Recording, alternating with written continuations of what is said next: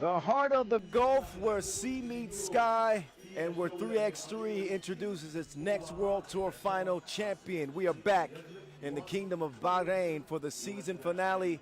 The 2025 FIBA 3x3 World Tour has reached its knockout rounds. We will determine who will collide for the ultimate prize this year here in Manama and the right to call themselves the best in the world. Who will it be? How will they do it? Question soon to be answered, but the question for now is, what are the rules of the game? For that, I got it covered. Kyle, take it away. We got world-class entertainment for y'all here on half court for the world's #1 basketball freestylers as well as the one dance crew. Yo, what's good? My name is Kyle Montgomery, aka the voice of 3x3, and if for some reason you still don't know the rules of 3x3, it is time to tap in. Class is officially in session. So on our half court, you got 2 teams of 3 players with 1 additional substitute on the bench. Yo, what's up, sub? Can I check in?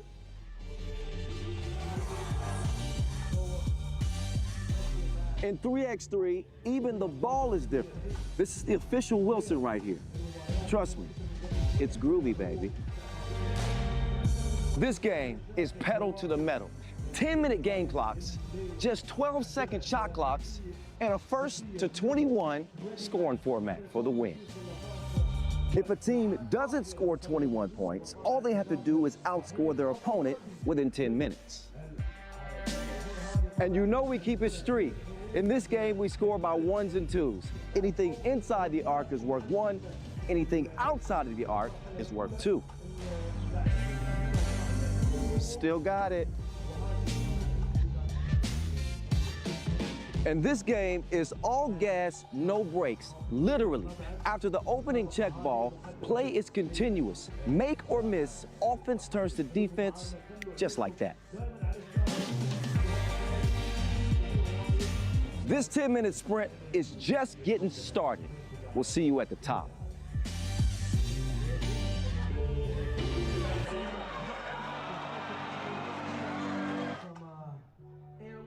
Oh, this is the 14th edition of the World Tour Final. Few have been able to reach the apex, but here are the teams that did. And if you do it, you're an esteemed company. Teams like San Juan, Brezovica, who won 2 in 13 and 15 under Ljubljana's name. Then the Novi Sad Dynasty claimed 4 in total. Their first in 14. Zumun, Riga, Lehman, Amsterdam, most recently all have won. UB with 2 titles, gunning for a 3rd today. Speaking of UB, they won the most Masters titles of any team this season. 2025 campaign that spanned 16 cities, had a total of 10 different winners this year, including one-time winners Amsterdam, Lehman, Lugano, London, Raudondvaris, Toulouse, Vienna, the Skyliners. The only multi-Masters winners this year were Miami with 2, and of course, UB's incredible 6. And when you win as much as UB did, it's going to help the bank account. Top earners of 2025, $580K this season, where over $1 million have been paid out in total prize money. $222,000 will be paid out by the end of business today. 60 grand to the grand prize winner. Strahinja Stojicic, he's been winning for a long time. MVP named yesterday, and he stands atop the top 10 player rankings, followed by his brate Marko Brankovic, reigning MVP, Worthy de Jong from 2024. They're all there amongst the top 10. Here are your 8 remaining teams for the quarterfinals. Are you ready? Are you ready? 7 of the 8 have won Masters titles this year. The only outlier is the Dog Pound, Hangzhou. But they're 2-0 coming into the final day. What will they do? We got a lot of questions and no answers yet, but we do have a guy who's pretty good at analyzing this game. He might have a few answers for us. His name is Boz Rosendahl. I'm Kyle Montgomery, by the way. Boz, as we head into this season finale, last day, man.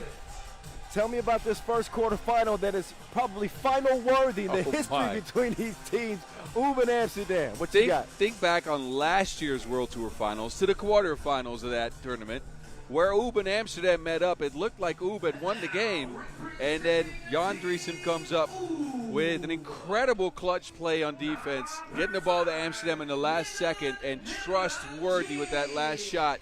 2-ball went down. Oob was out of the tournament. Couldn't repeat their championship from 2023. They're back on the court here for the quarterfinals in 2025 with Oob looking primed. Man, I could not sleep last night. This final gift, especially with this opening quarterfinal. Oob coming into this contest 2-0. The stingiest defense all season long. That stayed true through pool play yesterday. Allowed just 15 points a game. And have really committed to dominating inside. 7 out of 10 possessions. They're shooting 1s versus 2s. Shahina Stojic again named MVP yesterday for the 3rd time in his career. He tops the scoring charts with 18 points. He leads in player value and highlights as well. Now, it's the biggest, the largest, trying to prove that they are indeed the biggest and the largest in this matchup. Amsterdam against their rivals, Oob. They make their way to the floor with a unusually hot Jan Driesen from long range. Out of nowhere. Big Jan Driesen, 4 of 6 from range. No one saw it coming. He almost won in the game against Raudondvaris, and then they took their foot off the gas. Yes, so after beating Partizan by 6, they led a 19-16 lead. 20-16, actually. Yes, 20-16 lead slipped from their grasp against Raudondvaris. They wasted a Jan Driesen offensive performance for the ages. Big Drizzy scored 10 in that game, hit 4 of 5 twos. Is he going to put it up in the win today? We'll find out. Team played well for the most part. Really well from the free throw line. Only missed 1. 35% from 2-point range as well. So we will see. Yeah, they're going to need some of that because, look, I went down the matchups these teams have had this year, most of which, by the way, have come in, or all of them actually, have come in either semifinals or finals of Masters tournaments. That's why you know this is 2 of the best teams in the world lacing them up. Oob 3-1 in those games.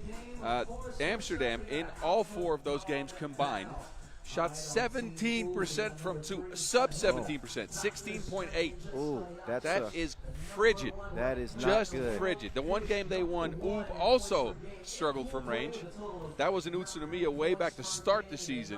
So they're going to have to change their ways. Oob found a way to pressure them. Is there any bigger debate in 3x3 right now between these 2 guys on your screen as to who is the best in the sport? The last 2 MVPs in 2024, it was hype-worthy. This year, it was Doc Strange yet again for the 3rd time in his career.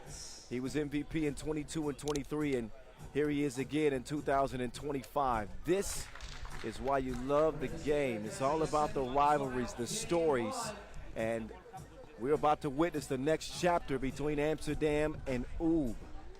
The reigning champs defending their crown. That is the Dutch. Oob trying to get back in the winner's circle as they did in 2023 with Nanad Naranjic helping lead the way.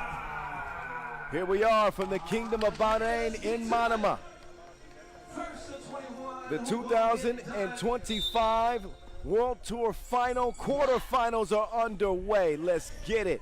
The voice of 3x3, Kyle Montgomery, in your ear. Boz Rosendahl, the Mountain, is here as well as the rivals clash. A massive quarterfinal between Oob and Amsterdam, who have quite the history the past couple of years. Hype-worthy will miss it. Big Drizzy is going to commit a foul while trying to get the offensive rebound. Yeah, charged into the back of Nanad Naranjic. Got the rebound over top, and you can see it here. That is a foul. Oob possession.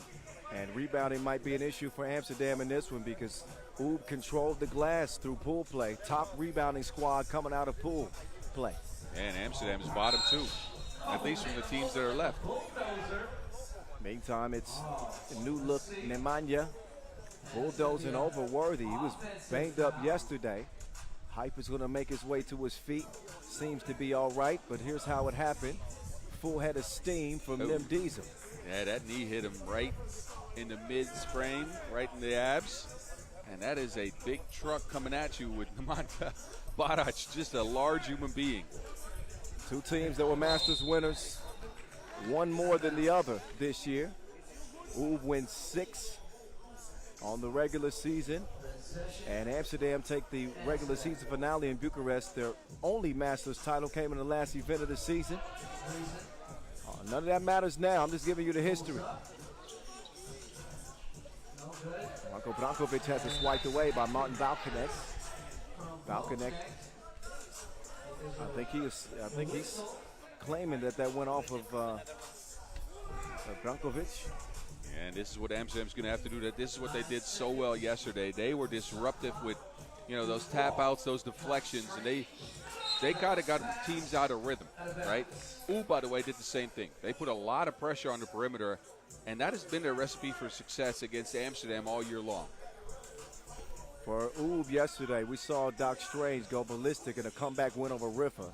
They trail by 4 late in that one as we see the score on the inside. Doc Strange with 11 in that game. Went on a 6-0 run by himself to close things out. There's Nemanja Barac converting on the inside. That's U's first bucket. Oh, the MVPs clash. Oh, wedgie time.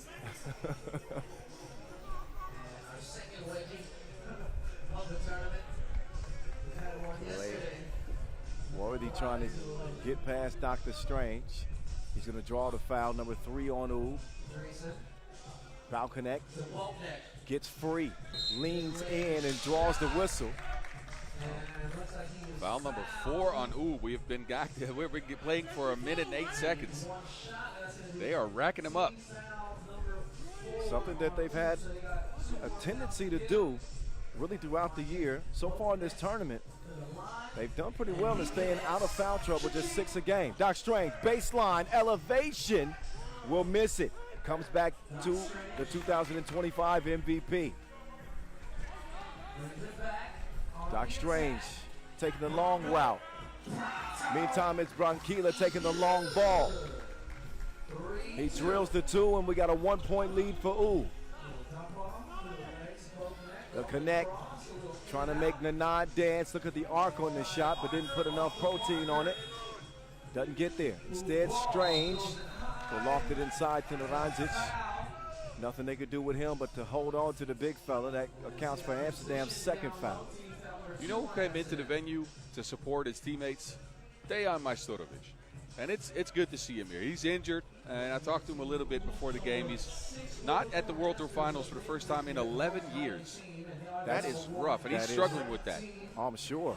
I mean, he's the ultimate competitor, and we definitely want to see Majstorovic back. He's been out for months with a back injury. They lost him back in July.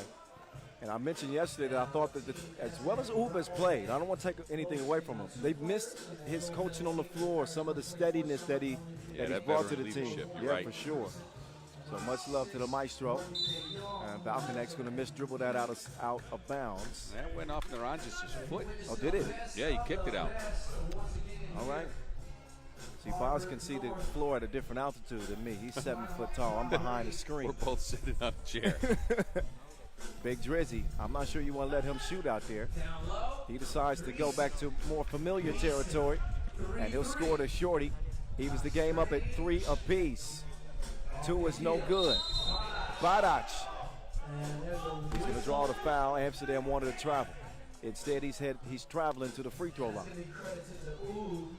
This is a physical game. Both teams are trying to establish that baseline of physicality, trying to put the ref in position to make the calls. 4 fouls each, and we're not even at the first TV timeout. We talked about Badac earlier, and he's normally, maybe the most dependable player. He's really struggled here in Manama this weekend. 2.5 per game and 2.5 per game, so rebounds and points. He's been incredible on defense, though, I'll give him that, but scoring-wise, he's not been as involved. Oh, Dreesen. Heat check from yesterday, I guess. He's going to make him respect him out there.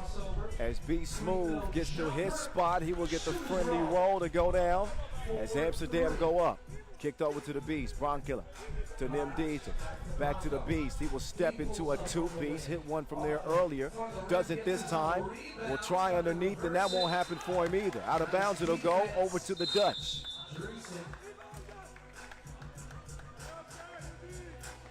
So again, Amsterdam, in this case, so far, have been very active with their hands. They're tapping the ball away from the UB players. They're trying to hit it out their hands. They're trying to get deflections on passes, and then they are attacking on offense. Strahinja Stojicic, specifically with Jan Driessen, who is much bigger, much taller. They're going straight at the MVP's chest. Ain't no fear. And no love lost between these two teams. Oh, no. You got individual rivalries with Worthy and Strahinja, and rivalries between countries as well. The Netherlands and Serbia. The connect, disconnected by Doc Strange. Strahinja now trying to get rid of Worthy. Worthy running into a Barac screen. I hope he's all right. It's like running into a brick wall.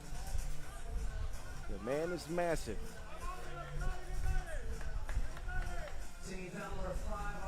Worthy does get the call. Number 5 on UB. Driessen handling the ball here. He wastes 5 seconds before he gets it to Balkanek. Balkanek finds himself all by himself, and the midi won't go. Foul on Balkanek, and they're back even. 5 fouls apiece.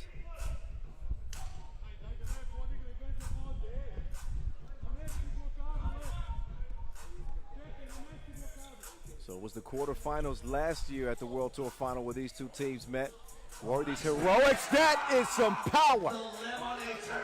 The Eliminator playing above the rim. He's bringing some zest. I'm telling you. Eliminator bringing the zest. Man, he's had some pep to his step in this tournament. No, he's been really aggressive in this one. They have told him to go to the basket, stop. Look, sometimes he gets stuck in these, I have to pass to my teammates, I have to be a distributor too. No, just go to the basket, put your head down, try to get a dunk or get a bucket around the rim. That's your role. He's doing it to the tune of 6 points per game here. Having a great 2025 World Tour Final. How about Barac showing that athleticism as he elevates for UB's fifth point of the game. Be smooth out to height. Worthy, jab step. Couldn't catch that. Look at Drizzy though. Keeps it alive. Extra effort play will give Amsterdam another shot at this thing. Albert's getting tricky, and he gets an open lane. That's the way to attack pressure. If they're going to push you on the perimeter, why not attack the rim? A lot of focus for Amsterdam, at least, in this game, is going to be on their ability to knock down shots from outside. Boz mentioned a key stat earlier. In those 4 matchups with UB, they shot at 16% from long range. Yeah, and so far, they have not been lucky on their 2-point attempts. You can see UB there every time there's a 2, they're close, and now they're closing in on a lead. Amsterdam's 7th foul. Over 5 minutes to go. That is going to be an and 2 potentially. Look at Brankovic clearing out space with that off arm, and then the herky-jerky take in the middle of the paint. Amsterdam, another disciplined defensive team, has not shown it in this quarterfinal. Brankovic will miss the free throw. Worthy trying to figure some things out on his own on the sideline. And we'll see if Brankila can break the tie. He does that as UB take a step in front. 7-6 entry pass. Oh, wow. That's another foul on UB. Yeah, I'm seeing 6 on the board, but wasn't that there's 7? They were just tied at 6 fouls apiece unless there was an issue. Okay, I guess not. So that means that they had a foul to give. That's the 6. Here comes Hype. Hype in the paint, leaves his feet, leaves Balkanek's wrist. And you can get that at the bottom of the net now. So far, these two going back and forth like a debate. Who is the best between these two? All tied up. It's a deadlock right now. Balkanek in traffic, won't go. Keeps it alive. Drizzy with the ball adjustment, won't score it. He'll kick it out to Hype. Up, fake, through defenders to Balkanek, and he'll kiss it off the window. That is a sick pass. How did he find him? Well, Worthy does some unbelievable things from time to time. Badac playing big boy in the paint on Balkanek. Oh, now Balkanek open for a moment.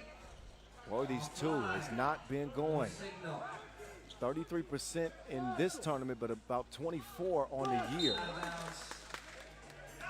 Yeah, he's usually right around 27, 28%, right? The last few years, it's dipped slightly. But again, they've played a different style this year, right? They've brought in Balkanek as a full-time member, not as a spot sub. They play with a three-guard lineup often, so he's more of a creator than a shooter in this case. You're looking at BA. He's 1 for 8 from 2 yesterday. You need him to do more, specifically from right there. So Alberts, when you think back to the 2024 quarterfinals that Amsterdam emerged from, he contributed 5 points in that win. Worthy had 8. Oh, great rim protection. Protector of the rim. Jan Drifits. Drifits, all right.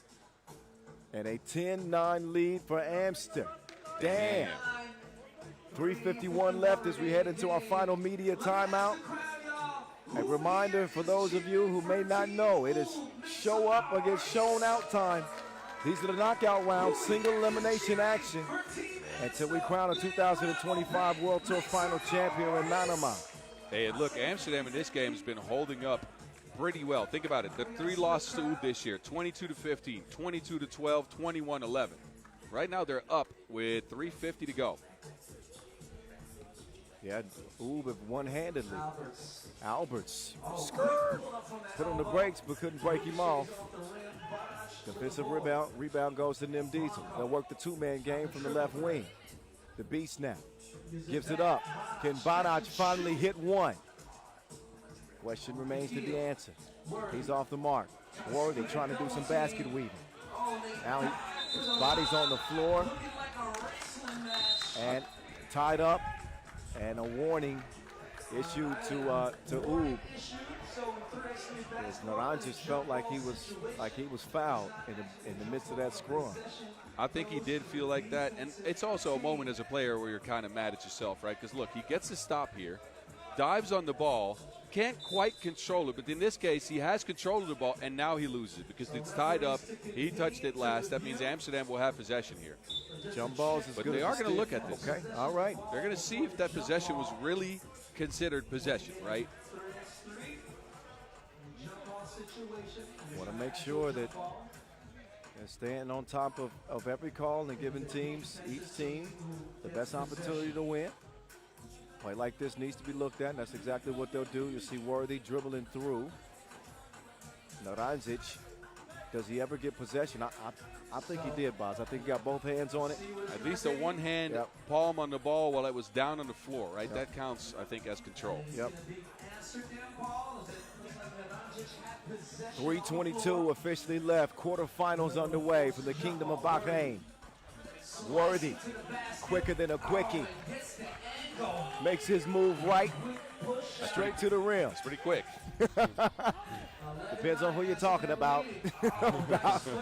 Tom Branquilla, the interior score. Here we go, back and forth. Oh, Balkanek, slick with it. Drops it over to Drizzy, and he will put it off the square. Jan has played a really good game yet again. Oh, man. Brankovic with a timely two-piece. Right back at you. We dead even, 12 apiece. Hype to the rim, defended well by the Lemonade. Naranjic will get it clear. 2-minute mark, about 30 seconds away. The beast, pull up, left it short. Now to connect, will pick up his dribble. He'll get it over to the 2024 MVP. Two-piece combo for Hype Worthy. 14-12. Now Strange answers right back. Here we go. 1-point lead for Amsterdam for now, but it'll all. And they'll get it checked up. That was an errant pass. Good shot here by Worthy. On the other hand, I think Brankovic has shown up. Yeah, right. Yesterday he was really good rebounding. He facilitated a bunch, but we didn't quite see him in the scoring department at 2.5 per game. He's usually right around 5. But He's shown up here with a couple of big twos, some takes to the basket. I think he's up to 6 or 7 points already, and that is what you need for Marco Brankovic. He's usually your second guy on the squad. They do it all. Look, 7 points. There we go. He's not the second guy on the squad right now. He's taking the lead. The world #1 only has 1 point. Rare to see him perform like that at this stage, but that's the way the game has come together. It's been Brankovic taking the lead role. Barac, he'll drop it off. Naranjic will finish it. 14-14. Worthy drives, kicks. Can Drizzy keep hitting from outside? These goals ain't loyal. He's at least giving him a try. You usually see young Drissa hesitate before taking that 2 ball, but he is going to give him every one. He's going to not hesitate on every single one of them now after that game he had yesterday. Dutch roll. He doesn't get a whistle. How about that defensive play from Drissa? Straight up, 2 hands in the air. Oh man, that was insane. Look at the hustle from Drissa. Man, you want to talk about an unsung hero. Olympic gold medalist has been all over the floor. Look at this defensive stand against Dr. Strange. That is normally a dunk. He is not a Marvel fan. 14 apiece, it'll stay. Branquilla, patient on that release, but he misses it. They better get out and close out. Or maybe not. Rebound goes to Valconnect. What a game here to start the day. Offensive foul will waste the chance for Amsterdam with a $1:19 left. I couldn't quite get there, but Barac was on the floor, so there must have been some physicality. Look at this. Yeah, Young moving on that screen. Definitely an offensive foul. Here we go. 80 seconds left. Strahinja to Naranjic. Naranjic is sent packing by the defense inside. Oh, but they stick with it. Persistence will pay off for Ooh. 15-14. Amsterdam's title defense under a minute to find out if they will continue or not. Alberts, who has struggled offensively in this one, he airmails that one out of bounds. The last 2 shots for Amsterdam have been contested sidestep 2 balls. They are efficient attacking the rack. I need them to get back to that if they want to get back on top. They're going to get it to Strahinja. Never mind, they're going to get it to Branquilla. He's been the man with the hot hand, and he takes a cruise straight down the lane. Oob lead it by 2. And Worthy steps on the sideline, apparently. So a few mistakes, turnovers late for Amsterdam. A string of them started with the offensive foul from Driessen. Yeah, 2 not great quality shots. Let's see what happens here. That's in. He taps it in. I don't think he's out. Well, we're going to get a closer look, and this might be a very good challenge. So Worthy does tap. And as you remember, last year, in a game between these 2 in the quarterfinals of the World Tour Finals, there was also a couple of really good challenges that got Amsterdam some possessions late. Yes. That was what defined their run last year. Absolutely. Challenge after challenge that went correct. Yep, absolutely. Good point. And I think a good challenge from Worthy, as that ball should still be live. Yep. He did not step on the line. I think the officials are going to have to take a look. After they take a look at this, official Najib Chajadine, that's going to have to. Challenge 1. Yeah, challenge is 1. Smart challenge from Worthy de Jong. They trail by 2. No fouls to give. Amsterdam already in the penalty with 18. Valconnect is going to pull up on him, and he pulls up short. Yeah, they had a good look. This might have been their first really open look out of a dribble they've had all game against this Oob defense. Yeah, didn't shoot that shot confidently, kind of rushed it a bit. So, oh, what a steal. Worthy refusing to go away quietly. Valconnect with a move on Doc Strange. 16-15. Now Strahinja with 15 ticks to go in a 1-point lead. The 2025 MVP.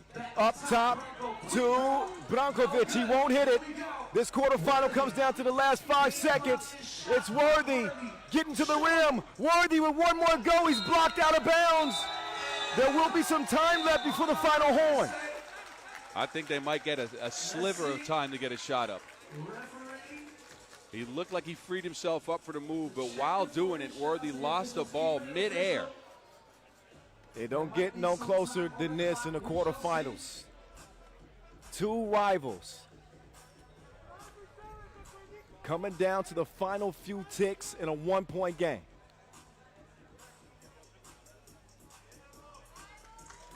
It was Amsterdam in 2024, and the 2025 chapter might belong to U, depending on how this last possession plays out and just how much time Amsterdam will have to get a shot up. Nope. Oh, actually, no. No more time is left. Time is run up for Amsterdam and their title defense. They are ousted in the quarterfinals by 1 to Oob. Wow, what a tight game. Both teams brought their best to the floor, and it wasn't always pretty on offense because of the defensive game plan for either team, right? Oob forced Amsterdam off the 2-point line. Amsterdam made Brankovic do it on offense instead of Strahinja, which had been working for Oob. That made sure it was a close game down the stretch, but a couple of mistakes late for Amsterdam is what is costing them here. That turnover, the offensive foul on Jan Driessen, and a couple of, I'd say, ill-advised shots. Sidestep, contested twos is what brings Oob the lead here. But Oob was so disciplined this game. Yeah.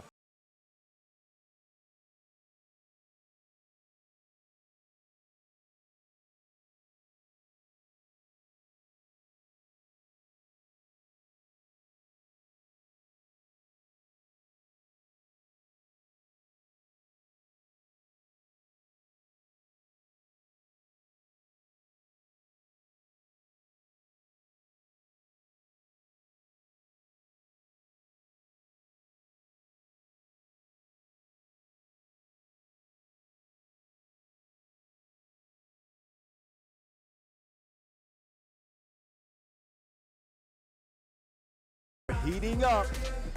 Another single elimination quarterfinal on deck for Manama. You better not move. Right, Boz? What? Never mind.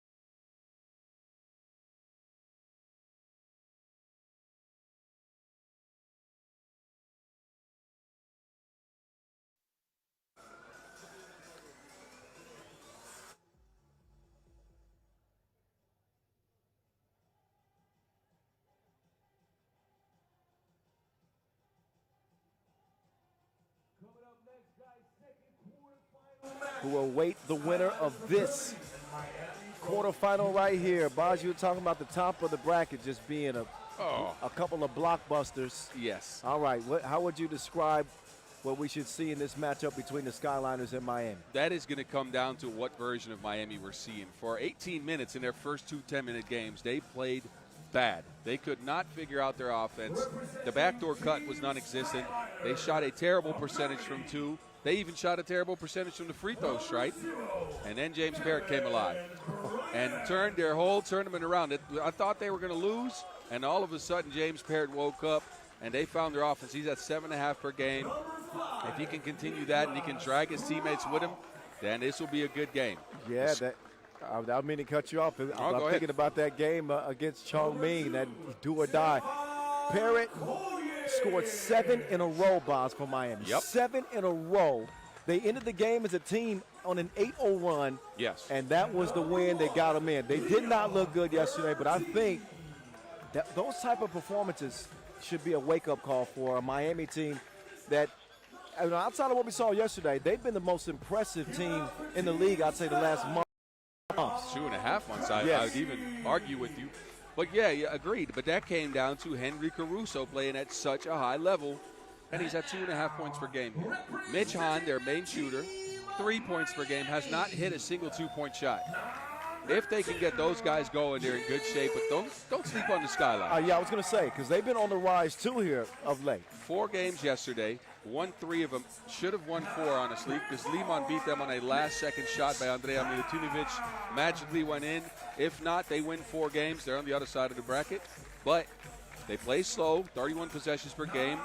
They don't rebound well, but they shoot the heck out of the ball. 8 for 17 on 2s. That's 47% for you quick calculators out there. Yes.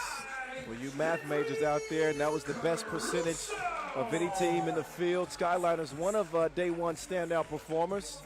So they went all the way from the qualifying draw here to the quarterfinals and maybe beyond. They got to go through those guys in the black tops and blue bottoms from the 305. Miami trying to win the first World Tour final for an American team ever. The same can be said for the Skyliners, who represent Germany, who have never won a World Tour final title. So this is what's at stake for both of these teams. The emerging star, Leon Fertig, a.k.a. the Leon King. In the jungle, the mighty jungle. See, there's a band called. Now, there's a band called Kings of Leon. You got to bring some of their numbers. Oh yeah, I'm not familiar. Well, maybe you can sing a few numbers for us. Well, oh, no, you want to do that? Shame on you. Well, we'll keep that for next year. I'll practice in the off season. There's the wingman, also known as the American Eagle, also known as the Caruso. There he is, Henry. Player value's not bad. He's been rebounding really well, but again, 2.5 points per is not what we're used to seeing from him over the last few months. He's usually been around 5, 6. He's getting his thing. He usually gets the backdoor cut. If he hits the 2, that's an added bonus. He's good on the offensive glass, and we've not seen all of that. Again, not just 2-point shooting. That hasn't been there quite as much. But it's mainly the backdoor cuts that have fallen out of his offensive arsenal because teams have just kind of figured out a way to guard that. Well, and you saw the other player's face on that full screen was Leon Fertig, and he's left a little bit to be desired in terms of his offensive output in this tournament as well. Yeah. 4.5 points a game. Not bad, but not star-worthy, which we saw him on track to be. This is the stage where, guys like Fertig who are looking to make that next step in their evolution. This is the stage where they've got to perform. Yes. Or they fall back to the middle of the pack. But he's also a first-timer at this stage. Don't forget that. He has a legend on the team. It's Stefan Kojic. Plus, Nicholas Kropp is actually playing really well. Yes, we've seen the growth of Kropp. He's been watered, though. He's been watered. He's getting plenty of sunshine. Kropp is growing within the Skyliners offense. And we are going into our second quarterfinal. You know who it is. The voice of 3x3. That's me. That's Dylan Travis missing the open layup. Boz Rosendahl is here as well. He's the mountain. Coming around the mountain is Dylan Travis. Out to Big City with a big brick to start things off. Uh-oh. Travis takes a shot right in the face.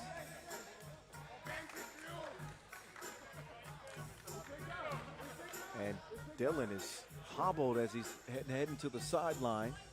Yeah. Oh, yeah. Smacked right in the beard line. Oh, man, those long arms of Kropp. You think about what the Skyliners did yesterday. First, they survived the qualifying draw. Then they survived a dip in Bahrain Bay. and then they survived a three-way tie in Group D, earning the 1 seed over Toulouse and Lehman. And that was thanks in part to that lights-out shooting from distance. Entry feed to the Caruso. There he is, bottoms. All net, all wet from Henry.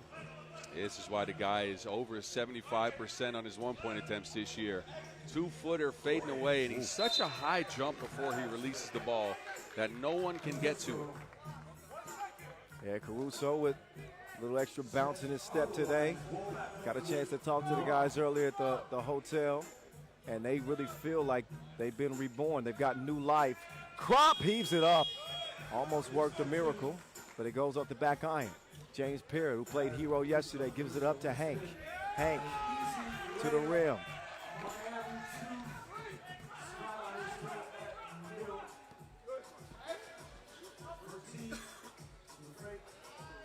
Now it's Crop galloping towards the rim with those long strides. He'll miss it. Here comes Miami trying to work that Princeton back door cut. It doesn't work out that time. Teams have just figured it out this tournament. I'm not sure what it is. Maybe they're kind of staying off their man. Maybe they're shading.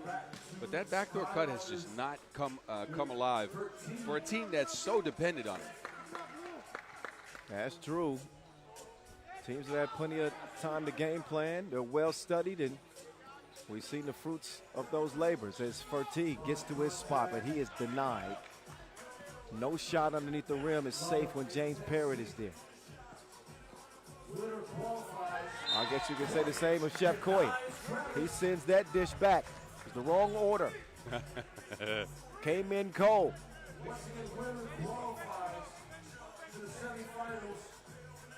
Billy Travis thought he had a friend. You got to come harder than that. Parrott now lines up a two-piece. He will miss it. Loose ball lands in Chef Koya's hands.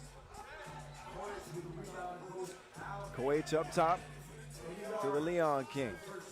Leon drops it off to Kevin Bryant, who sneaks past Parrott for the opening score for the Skyliners.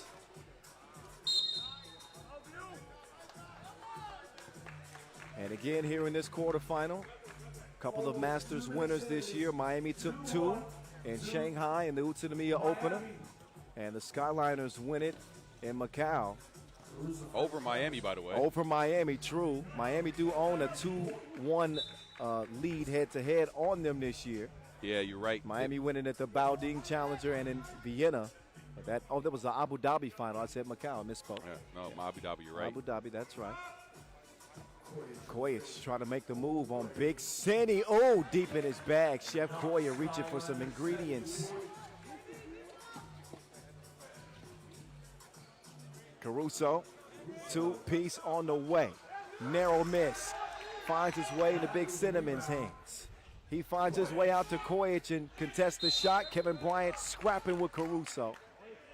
And we got a whistle on the inside. It's the third on the Skyliners.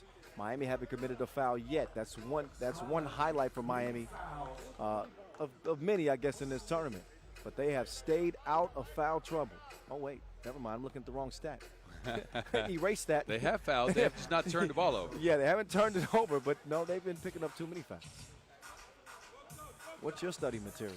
Well, it's all in my head. Anyway, Mitch Hahn's shot is really off. He has not found anything from range. Skyliners pull within 1. 3-4. Hahn lost his footing and stepped on the sideline. Outside of that one poster dunk Hahn has had, he's had a frustrating tournament, man. And look at this. This is kind of forcing the issue because Caruso screens. You can just go back over the screen, but he wants to create something because he doesn't feel like he's effective. His shots are missing. Yep, Fertig whips it out. And cream of the crop gets one to trickle in. Travis with a chance to respond. He'll draw the foul. But a welcome sight to see Nicholas Crop continue to play with confidence for the Skyliners. Crop is finally producing. No. Oh, come on. We got a close one here early. Expect every game on this last day of the season to be tense. Crafty move from Chef Koya on the inside.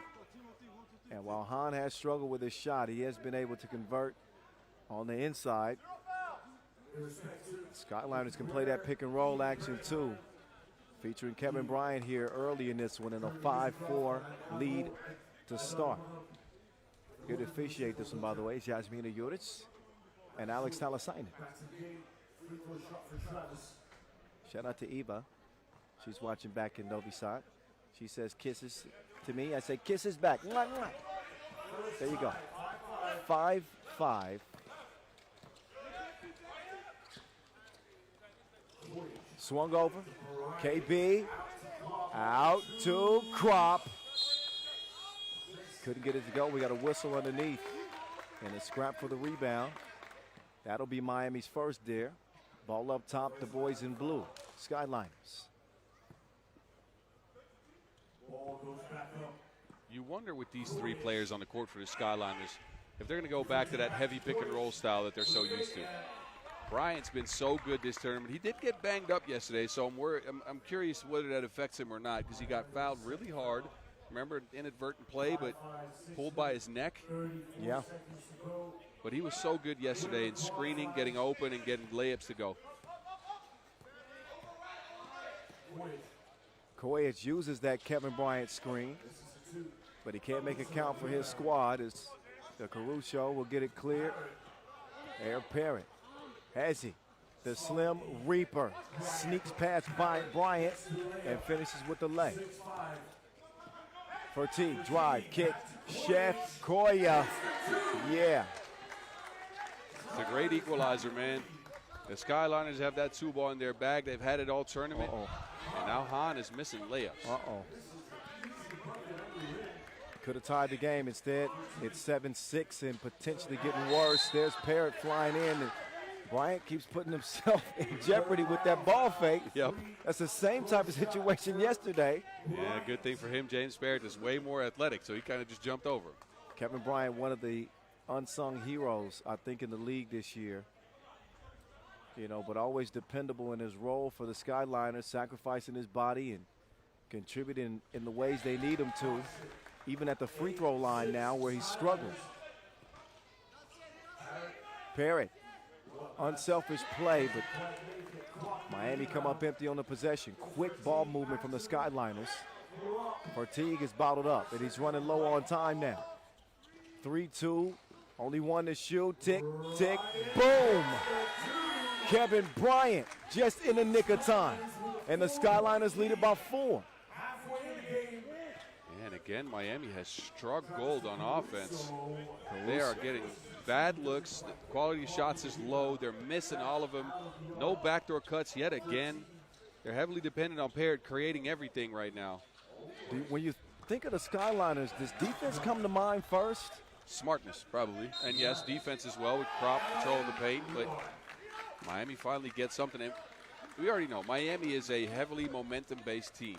Yes. They can find something and turn it into gold. We saw that yesterday at the end of the game where Parrott, just went bananas with that 7-point burst. Anything like this, an N1 from Travis, something else could just ignite them. Yeah, that's Dylan Travis. He's the gravity that keeps Miami grounded. He stops the bleeding with a 2-point play. Get it out! James Parrott says you could have kept that gang. He's out here blocking like Legos. He's up to 7 on the tournament, led the league in block shots this year. To have the luxury to just wait out a shot and jump afterwards and throw it, that is crazy athleticism. Koyach called for the travel before he released the 2. And the Skyliners' 4-point lead has now been trimmed in half.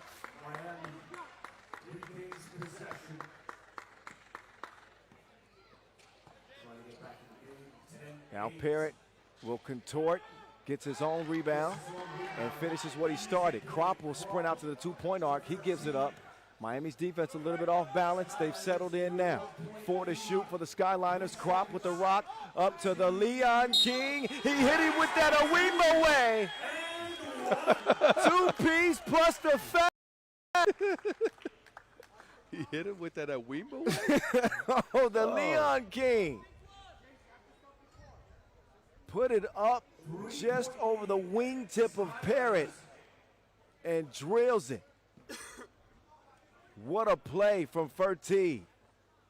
Chance to make it a 3-point possession for his squad and advance the lead to 4, but he can't do that. Tipped out, Caruso. He'll drive, he'll kick. Travis now, unselfish pass. And a smart play to find Caruso underneath. One possession contest approaching the 4-minute mark. Fertig, nobody there to stop Crop, uncontested layup. Out Caruso. Oh, he's just so athletic. Wow. Henry. Just muscled that in. Oh, yeah, Henny. I said Henny because he's strong. But I meant to say Henry. He gets beat this time, though. Kevin Bryant is really hurting Miami's defense. And that pick and slip. The real deal. Doubles down from the right wing. We got a 1-point game. Hahn got a hand on it. And that'll leave 8 seconds for the Skyliners right now with 3:37 to go. And a good sight for all you USA fans out there is that Miami is starting to wake up. Not fully in gear just yet, but Dylan Travis is hitting shots. Henry Caruso is aggressive towards the basket. The only one missing, Mitch Hahn. Travis, 4.5 points a game this tournament. 1 of 8 from 2-point land. He had really struggled. Yeah, and he's low on key assists. Remember, this is your season leader Yeah, in key assists in the facts. entire World Tour. Yeah. But you got to have a short memory in 3x3. I say it all the time, and you know it because you played this game at its highest level. Yeah, you do have to have a short memory. Don't have time to dwell on the last play because the next one's coming up. And here it is right there. Leon Fertig is growing up before our eyes, man. Big bank deposit for Fertig. Oh, right back at you. The bullets are flying, take cover. It is turned into a shootout between the Skyliners and Miami. James Parrott, who scored 7 in a row in that win over Chongming, drills the last 2-piece. But the Skyliners still lead it by 1. Ball is tipped and out of bounds.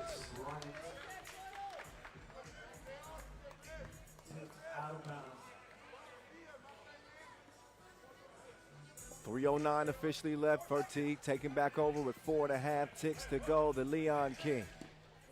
The Leon King. Oh my goodness. Another bank deposit. He likes the glass more than a glazier. Oh, Look that up. 18-15. That one went over my head, I'll tell you that. Oh, whoa. You'd have to know what the glazier is. That's a specialist that works with glass. Oh, all right. Well, I didn't know that. Get these lessons. Get See, these my lessons. thesaurus is Get expanding these because of lessons, you. big fella. Yeah. Travis drawing the foul, called on the floor, by the way. Skyliners don't have any more fouls to give. They're up to 6. They will get it out to Big Center. He touches absolutely nothing. He's thinking about every single shot. You can see him go up and not have the confidence to shoot it. Skyliners 3 points away from the semifinals. Ooh, but waiting the winner. Oh, nice find. Crop gets behind Parrott, and Miami are against the ropes.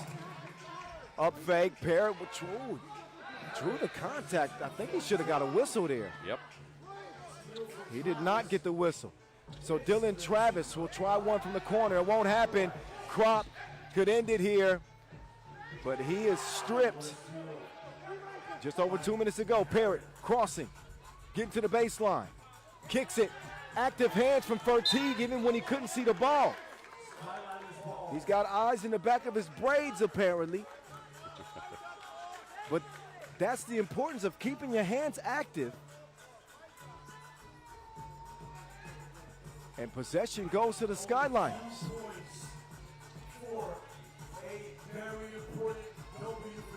Oh man, Skyliners are beating Miami at their own game right now. Travis will get it to go off the square, but Miami trailed this one by 4. Reminiscent of yesterday, where they made a big comeback, but it's a lot later now than it was yesterday. And the stakes are higher this time. Hans splitting the defense, that ball is kicked.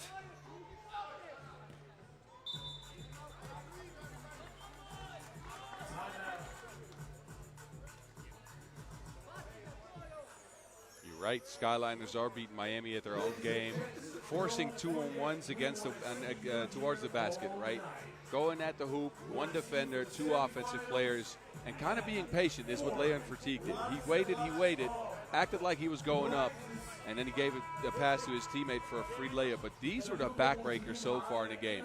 2 off the glass 2-point shots. Yeah, with off balance, still going. Sometimes it's better to be lucky than good. And the Skyliners have had luck on their side with those shots off the window. They haven't sealed this game yet. Travis will take advantage of an open lane, but can they hold the Skyliners off? They do have fouls to give. It may not matter. Quick hands from Big Cindy and a quick foul on Crop. Has to be 2 free throws. Oh, yes. Uh-oh. Uh-oh. Man. Uh-oh.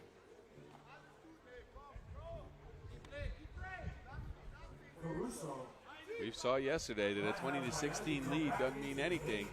These are monumental free throws for Henry Caruso. If he drills them both, we got a 1-point game with a minute to play. And Miami have 2 fouls to give. And Caruso does hit them both. Miami still very much alive. They trail this game 20-16. The Leon King looking to put it away. Fertigue, Hezzy, Fertigue falling away. He draws the foul on the shot. Oh, why foul? Why foul? You force him into a fall away 1-point shot away from the hoop. And then you smack down on the Wilson. That is not smart. Fertigue for the win. Skyliners moving to the semifinals. Winner. Sauerbraten dinner for the Germans. And Miami's quest to become the first American World Tour Final champion will have to continue in 2026.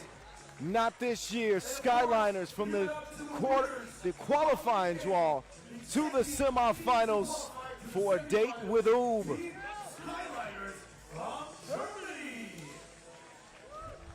So the Germans have engineered another win.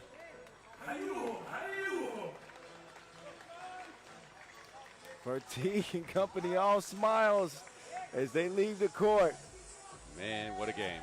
Impressive. They played it well. I'm proud of you, though. What? Because you came up with some German food. I thought you were going to say he's better than Bratwurst. No, when I speak German, then you can be impressed. Well, I don't know if you're ever going to get to that. All right, so top half of the bracket is done.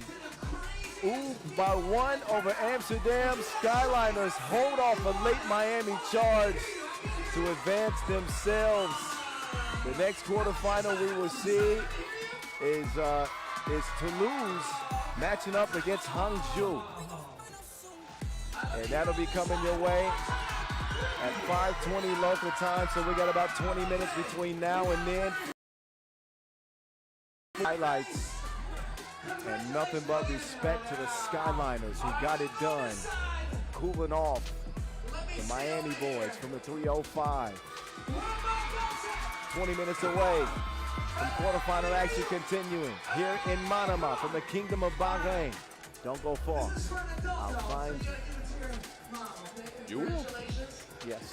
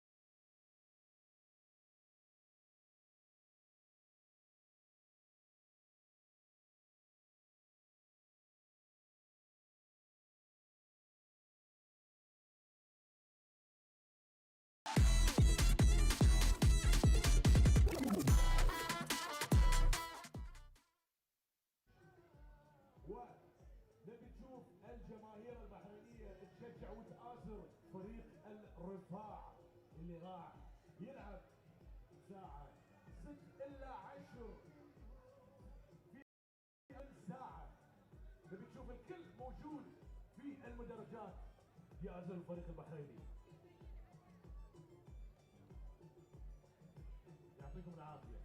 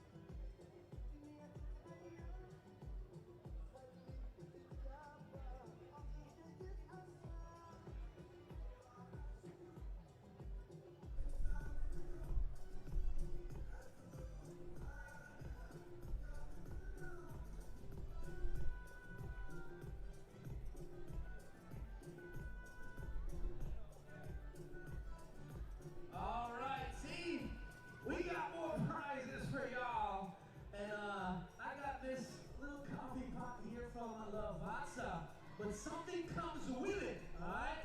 So we need a shooter. Who here can shoot? No, I don't want to hear you say me. If you can shoot, I want to hear you scream. Come on. How about over here? How about this side? How about this side? I think this side is winning. Let me hear you once again on this side. And this side. This side! One more time, this side! I don't know, I think this side is louder. Should we give you guys one more chance? All right, this side, get it loud! No, this side. That's about 50-50. I'm gonna let MC Miri choose who's gonna come down on the court. We got this guy. We got her. Who you got? We got her. Come on down here. Come on down here. All right, we got our contestant right here. We got a sports presentation challenge. Make your way down.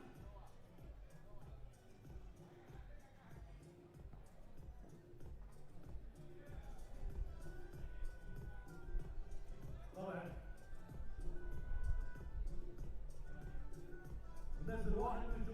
All right, we're gonna wait for him to come down. All right, we have our contestant here. Of course, this is sponsored by Lavazza. All right. Shall they force eliminate those shoot? I force coffee machine and Lavazza. Yes, but this is just the coffee pot. We also have the bigger box back there, which will accompany this coffee pot, right? I see a little Lakers jersey. All right, got that Mamba mindset. Hey, respect, bro. That Mamba mindset. Okay, so we're gonna wait for our contestant to make his way down.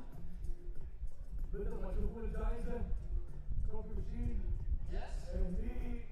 Wow. And once that back door, I still have a coffee machine. This is not the only one. We got lots more. Yes, we have so many prizes. Besides, of course, from the Masa, we have cash vouchers from Credit Max. We have more Northern watches, and of course, Air Arabia flight tickets. And we are giving those out at the end of the games today. So once again, stick around, be loud, and you know, because if you leave, you don't receive. And our contestant is here. What's up, brother? How you doing, man?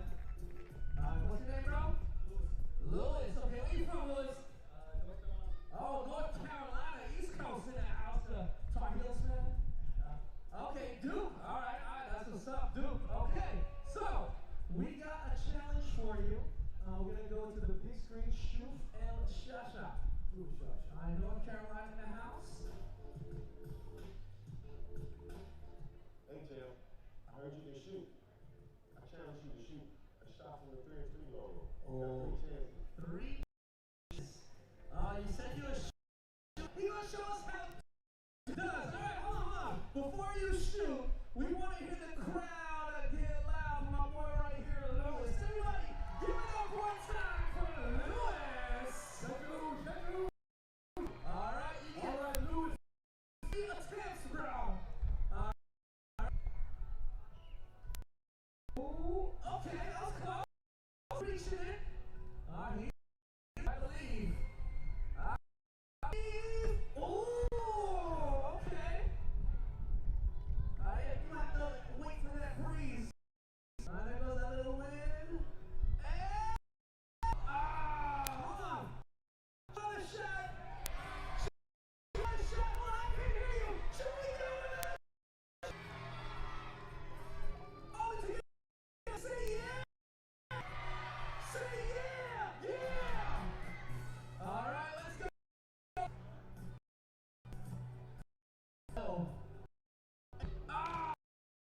You know what? Should we let him go a little closer? You can right hear us? Alright, we this to win. Right? Let's go, Louis! Oh! Let's go. Alright, come on. Should we let him shoot from the free throw line? Hey, the crowd is rooting for you, Louis. Come on, this is a free throw, bro.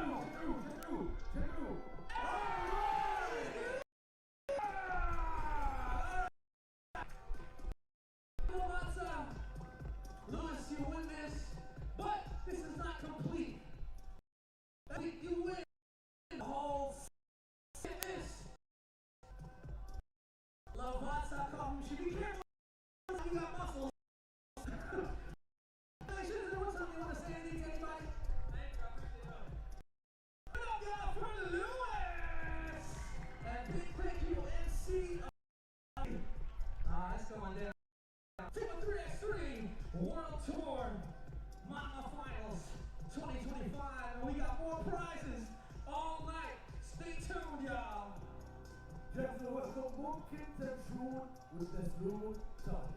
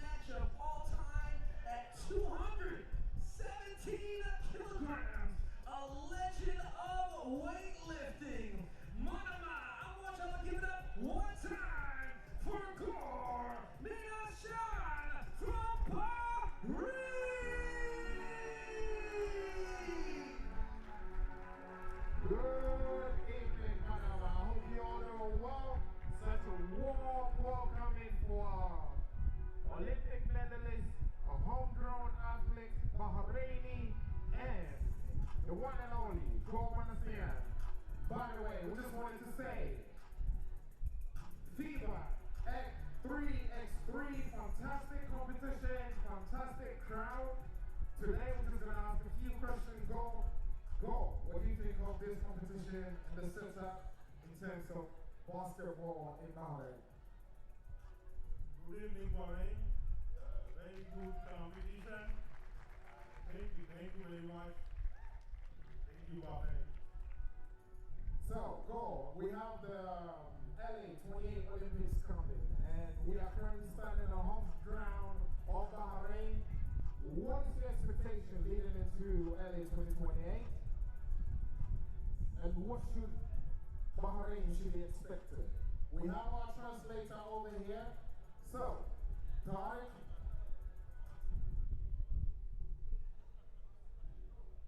So he's going to look for a new record during the Olympic Games, and he's looking forward for a gold medal at the Los Angeles 2028 Olympic Games.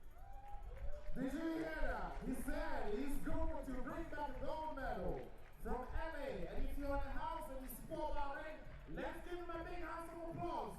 Come on, guys. Make some noise for the champion. Boy is going to demonstrate a quick snatch with our weight over here. Can you go ahead and give us a quick snatch? Demonstrate. Let's make some noise for goal. Gracias. All right, that's fantastic. Is there anybody in the crowd who think they can lift this weight? That's 120 kilo we got about though. Anybody? Put your hands up. Let's have a quick look around. Oh, we got somebody up there. Let's see. Behind you guys. The fellow wearing the red shirt. Could you come down for us, please? Let's give him a chance to see if he can snatch.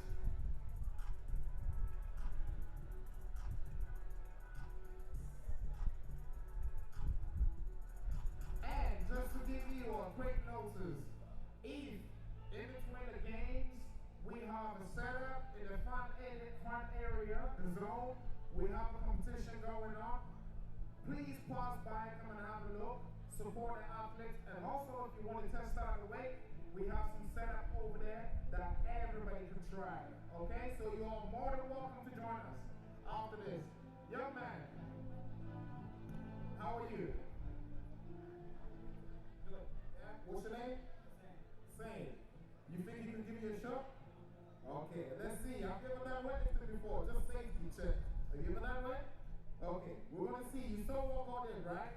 Let's go. Let's see if you can set up and try it out. Whichever direction you want. Face this way. Let's go. Let's make some noise for Hussein. Come on, let's make some noise for Hussein. There we go. Oh! Fantastic job, guys. Hussein. Thank you very much. All right, ladies and gentlemen, we just want to say thank you very much for having us here today. And it's a pleasure. We look forward to seeing you behind the stage in the front zone area. Thank you and have a great evening.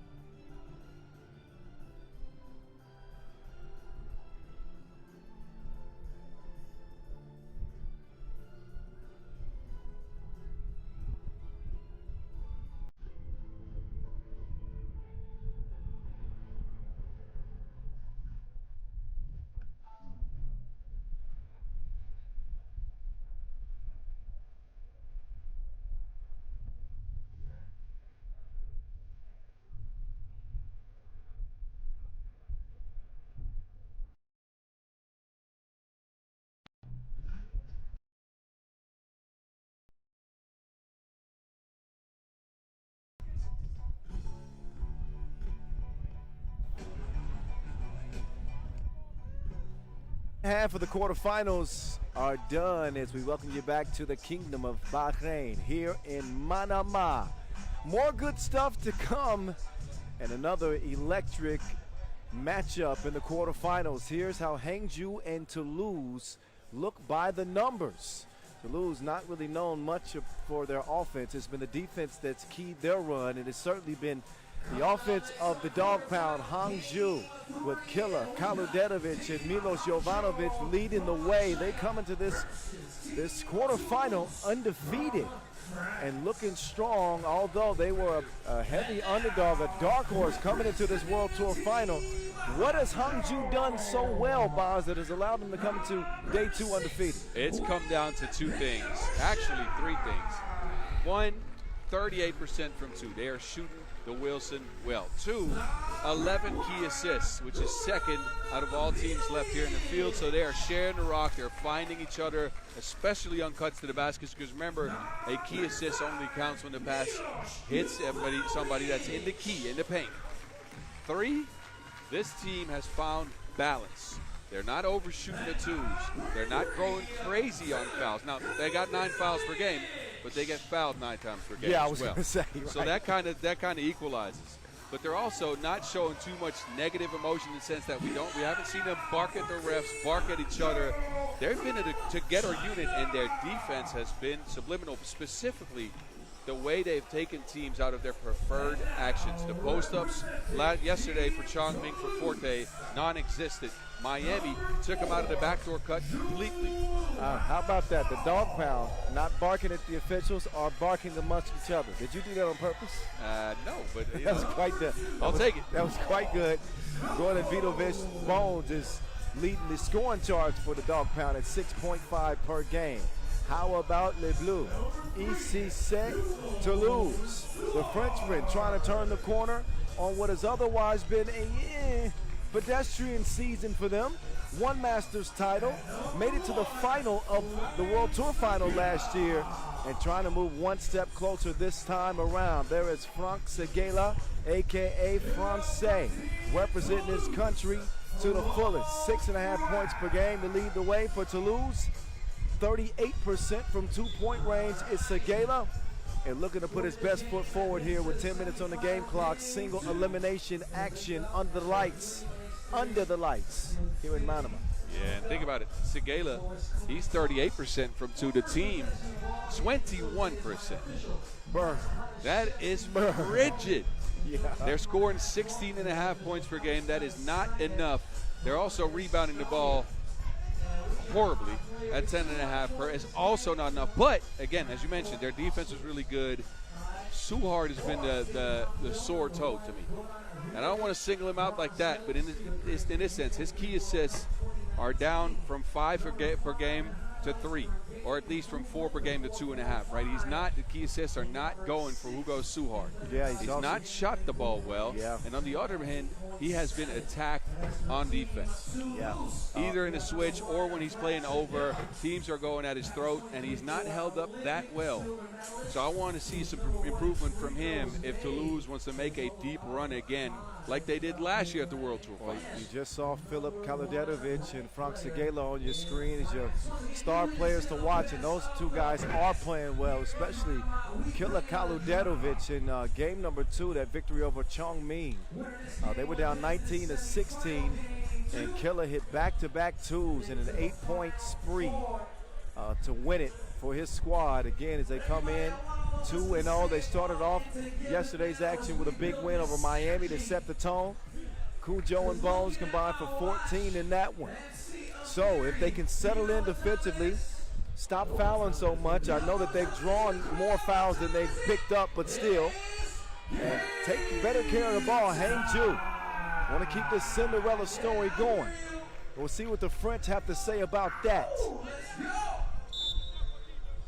Time for quarterfinal number 3. Kyle Montgomery, a.k.a. the voice of 3x3, talking to you right now. Boz Rosendahl, he's going to have something to say pretty soon. Maybe right now with that defensive stop from Rambo. Yeah, and the mullet flying. That's the mullet, he's the mountain. We're just getting going here. In quarterfinal number 3 is Franck Seguela, no bueno from 2. Milos Jovanovic, a.k.a. Cujo. Gets it to Bones. Bones lets it fly, ricochets off the front iron. Rambo will scoop it over to the Joker. Why doesn't he just take that shot? Joker was surprised by it, so surprised that he missed. Yeah, Rambo with a miscue right there. Meantime, inside, Skyliners says no, monsieur. Francais trying to use the screen. Vidovic is called for that foul there. Koran, who was married this year, missed some time away from the game. In fact, we hadn't seen Hangzhou in a month before this World Tour final. And yet, the rest did him some good. Bulletproof to the boss man. There's Suhard. That's a way to be effective when the shot's not falling, get to the rim. He does that and gets the scoring started for Toulouse. Bones with Suhard defending. He likes the matchup that Kaludenovic has. Gala call for the shove in the back. You are correct on Suhard, though. Look, the reason I was so critical of him is he is a really good 3x3 basketball player. We know the levels he can get to, which is right there. Creating out of a pick and roll, either taking the mid-ranger, taking a layup, or getting a shot to go. How about Wayne? He could be a difference maker. And he's aggressive on the attack. Kicked out to Suhard, and it's too hard against the iron. The stroke is still broke for Hugo. Toulouse, who iced Lehman out, held him to just 13 points in a 4-point win. They could not repeat that performance against the Skyliners. They dropped that one by 5. But you can see the confidence of this Toulouse team starting to return. My question for them is, can they manufacture some consistent offense? 16.5 per game here in this tournament. Right around what they've averaged this year, not much less. And Rambo, that is not going to get him any offense because he's batted out. And he's also sealed. Never mind, that's a 2 that goes down. Bones is going to bury it. And Hangzhou lead this thing 3-1 to start. Hugo over to the Joker, who pulls up from deep. It won't fall. Rambo out to Suhard. Hugo with the runner and a French kiss off the glass. Yes, that is the Hugo Suhard we like to see on offense. Aggressive, turning the corner off that screen, creating his own looks, or hitting the mullet proof with the pass. Actually, Rambo here with the mistake. Couple of mistakes for Toulouse early. They trail it by 1. 2 minutes in, here comes Killer.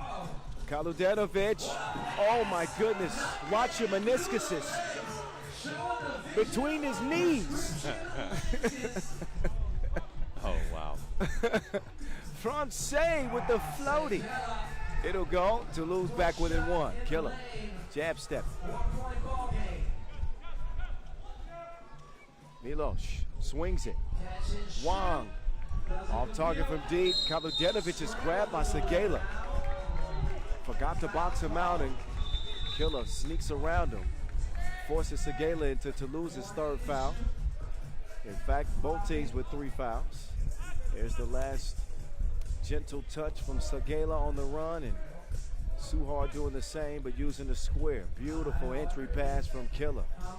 And that's got us to the 4-3 game. Bones now, slick behind the back move. He'll penetrate, he'll kick out. Cujo. No.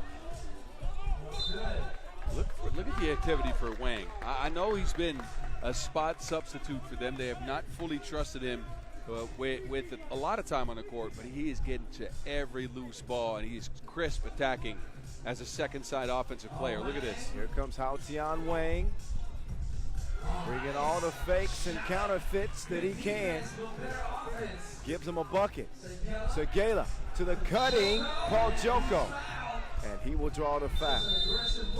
Shooting a free throw after a media timeout will be Paul Joko of Team Toulouse. You know, we talked ad nauseum about the shooting woes of Paul Joko this year. It's the opportunities like this where he can really make an impact when he's at the free throw line. He's only gotten to the free throw line once so far here in Manama.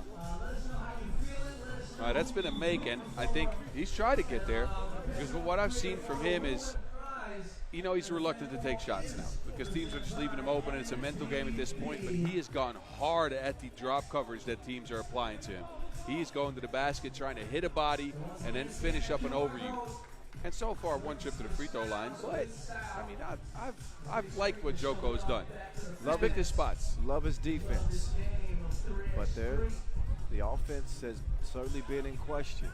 As Joko, he'll get another go at it because of a lane violation. So he gets a stroke of good fortune and gets another attempt here at the free throw line.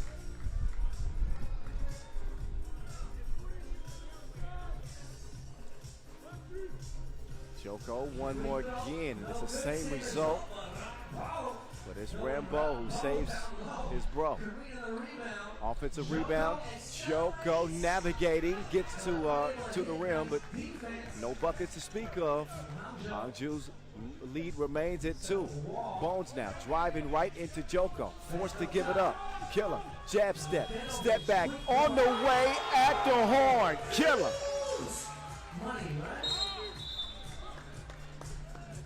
And then Raudondvaris gets called for the foul. Man, there's a reason they call that guy killer. When he's got that step back going, that 2 is almost always down. Look at the separation. That dog got more bite than bark. Step back, splash. 7-3, Hangzhou. Man, Raudondvaris, one of the better pickups this year in the field of 3x3. There's been quite a few, but he's definitely one of them. I've already done my end of season awards. I might need to do a redo. Uh-oh. Too hard. Swung to the Joker. Joko took him to spin class. Get these lessons. 7-4. Bones now. Been getting it done to the tune of 6.5 a game. He'll take Suhard to the cup and put him on the bucket list. Boss man trying to set up Rambo, but apparently Rambo touched it last. Looks like the call is Hangzhou ball.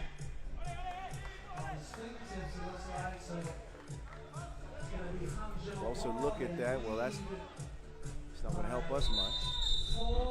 Uh-oh, technical foul, delay of game called on Hangzhou.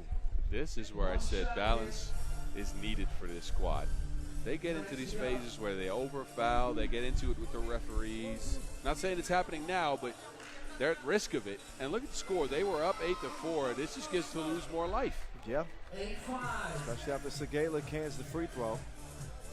A completely unnecessary delay of game. They have some miscommunication. Anyway, they got it again.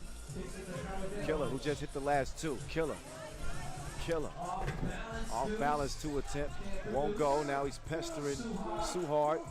He'll give it up down low. Can Wang hold off? Mullet proof. The help defense comes, but it doesn't come legally. Raudondvaris gets called. I'd say he's surprised. He looks it. Imagine me saying, Huh? Well, that's what you do all the time. You are always surprised or caught. Shocked It's to the the same maid. look. Rambo. Good on the stripe, first of 2 because of Hangzhou's 7th foul. So the French on the verge of scoring 3 in a row, all at the charity stripe to eliminate a 4-point lead almost completely. Now down to a 1-point game. Can Hangzhou get back settled? Oh, Bones lost the handle on it. Tough defense from Suhard. Yeah, he finally holds up. He's being targeted yet again. Hangzhou takes it at him every single time down. Nice look. Suhard to Segala. Oh, man, Hangzhou. The fouls continue to add up. We talked about this. Oh, that's actually foul on Toulouse. Yep. Still, with Hangzhou in the penalty, we haven't even reached the 5-minute mark yet. We knew that it would be a potential storyline in this game, averaging 9 fouls. 9 fouls a game. Entry pass broken up. The Joker with the thievery. Now, Joko. Almost throws it away. Francais with the up fake. He draws the foul as he got Wang off his feet. That is a bad foul. Yep. And this is now what's turning the game. It was 8-4. Toulouse looked like they couldn't find any offense. Segala got away with the travel there too. You saw those. Yes. He was tap dancing. But fouls really becoming a factor here. Toulouse can't find buckets on non-dead ball plays. So they just go to the free throw stripe and get their points there. Why not? A more critical stat in the game with 3x3 than it is in 5-on-5 free throw shooting. Yeah. Because of the immediacy with this game, with 10-minute games. Vidovic, ain't stroking. Comes up well short on that last attempt.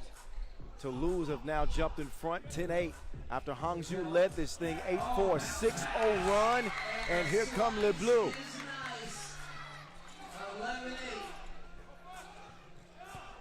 That is now a 7-0 run. Make that 7-1 run as Hangzhou finally respond. Yeah, and this is what the free throw line will do to you. If you keep hitting them and come back in the game like that, that's confidence. That's security. Francais just a little strong, top of the key. Cujo to Bones. Bones to Cujo. Cujo to the baseline. Francais, what a defensive play from Segala. Pokes it away. Too hard. That's an offensive foul, but it is the defense that has carried Toulouse throughout this tournament. And defensive discipline is a big part of that. Least fouls of all teams throughout this tournament as Killer gets a clean look. Killer, no. Jovanovic, bump and the bucket. That should give the Dog Pound some more life. And we'll have a chance to tie this game at the line. After the media timeout, Jovanovic will go up to the charity stripe, but you see him battling underneath. Get some pressure defense from Rambo, who That's tough. That's just sheer toughness right now at the biggest stage with the brightest lights. This is a bucket they desperately needed to keep on with Toulouse after being up by 4 again. The game has turned. The momentum went the French way. Now they have a chance to get it back. 3:50 to go in the game. We could be looking at a tie game pending this trip to the stripe for Jovanovic. Quarterfinal number 3 going down from Manama, Bahrain, with the voice of 3x3 in your ear. And the mountain, Baz Rosendahl as well. Hello. Jovanovic with 1 to tie. No, he'll miss it. Out of bounds off of Hangzhou. Toulouse will take over.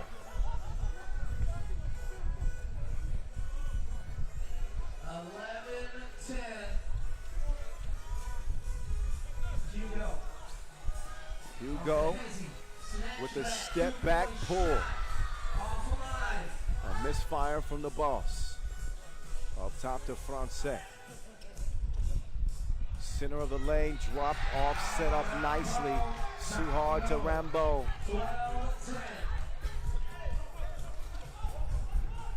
Hezi drive, Vidovic, no. Those are the ones that Hangzhou need. Segala looking to continue applying pressure. He takes a tough shot, doesn't get a whistle. Better get focused defensively with Killer running loose. And a bad foul. Segala called. That is the 7th, so 2 free throws now coming up for Killer Kaloderovic. Yeah, this game, I don't know how to give it to us so far. It's tight. Both teams are trying some stuff on offense out of iso ball, mainly attacking certain players instead of getting into a certain rhythm. Kaloderovic will get it to trickle in. He's hit 60% of his free throws here in Manama. Actually came into this tournament this day injured. Hurt his shoulder yesterday. He wasn't even sure he was gonna be able to play. You could see his left shoulder. with that medical tape on it, and yet he's still playing well. 12-12, and just under 3 minutes to go in quarterfinal number 3. Ball up top, Bones.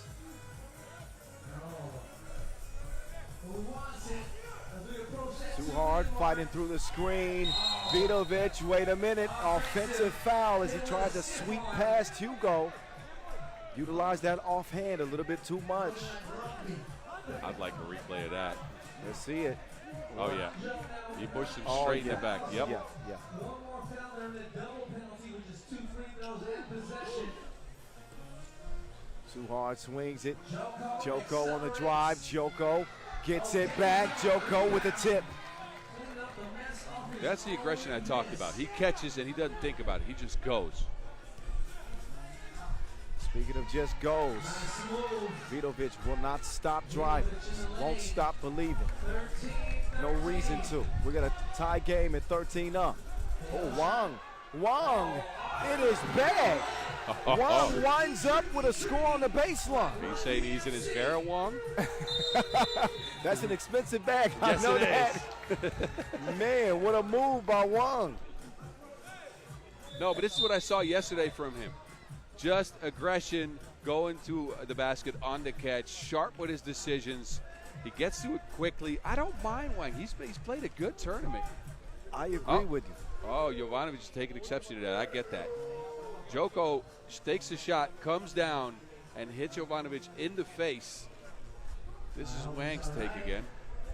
Yeah, I got to get a second look at what happened to Jovanovic. So Milos is contending that he was slapped in the face. You can definitely see that. Look at his eye. He's not happy about it.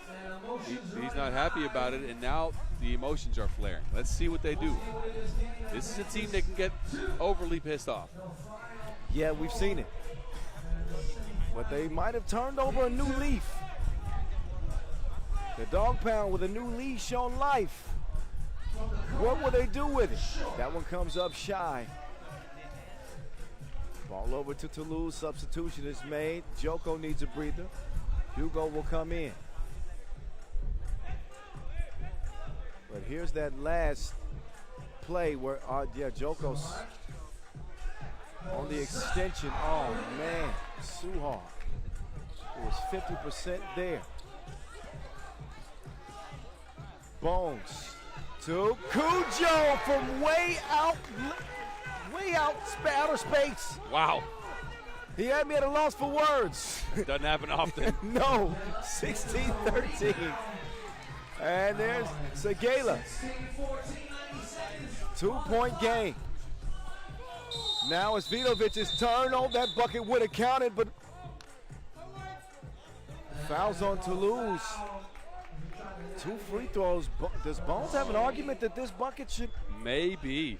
It depends on if he already released the ball. I don't think so. I think the whistle came right before he started the process of the shot. Yeah, right there. No, the foul is before the shot, definitely. Yeah. So instead, he's got to get to the hard way. Hangzhou can take control of this game, though, with a make or 2 makes here. Especially with Toulouse not being the most potent offensive team. And a minute 26 to go. Foul-heavy contest. A lot of free throws being shot. First it was Toulouse taking advantage of their trip to the charity stripe. Now it's up to Hangzhou, who have advanced their lead to 3. Philip Killer Kaludetovic with 5 points in the game. And I believe double technicals assessed. Yep. Referee Talisainen is done with the discussion. Segala and Jovanovic jawing at each other, now jawing at the refs. I would stop this discussion. I'd cut it out right now. I like the move from our officiating crew. Their job to keep this game under control. An emotional game between 2 emotional teams. And Kaludetovic knocks it down. 2-possession lead for Hangzhou. Francais missed it all. Oh, Suhard, great hustle, couldn't get there in time. Toulouse with 19 fouls.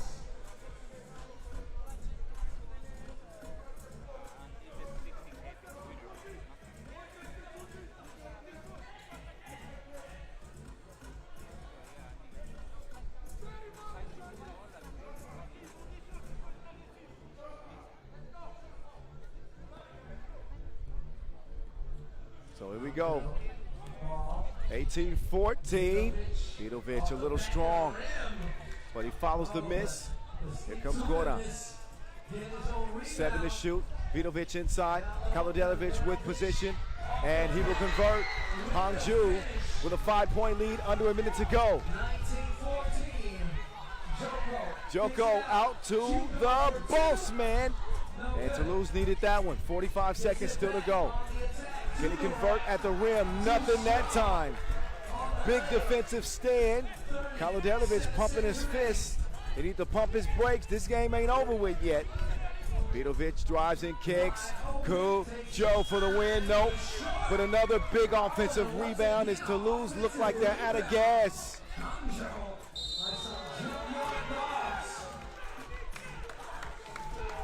Jovanovic picks up the foul. And Hangzhou can feel it now.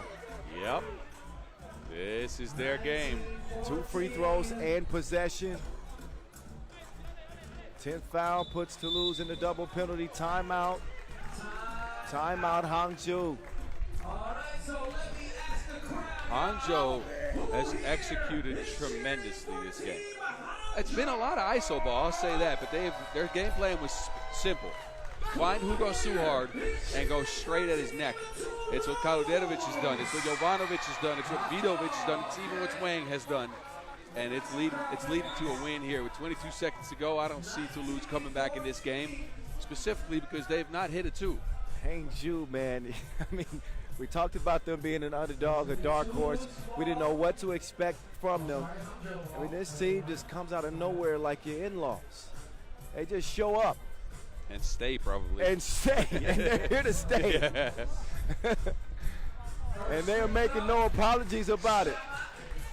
The Dog Pound, 1 point away from the semifinals. It's up to Kuja.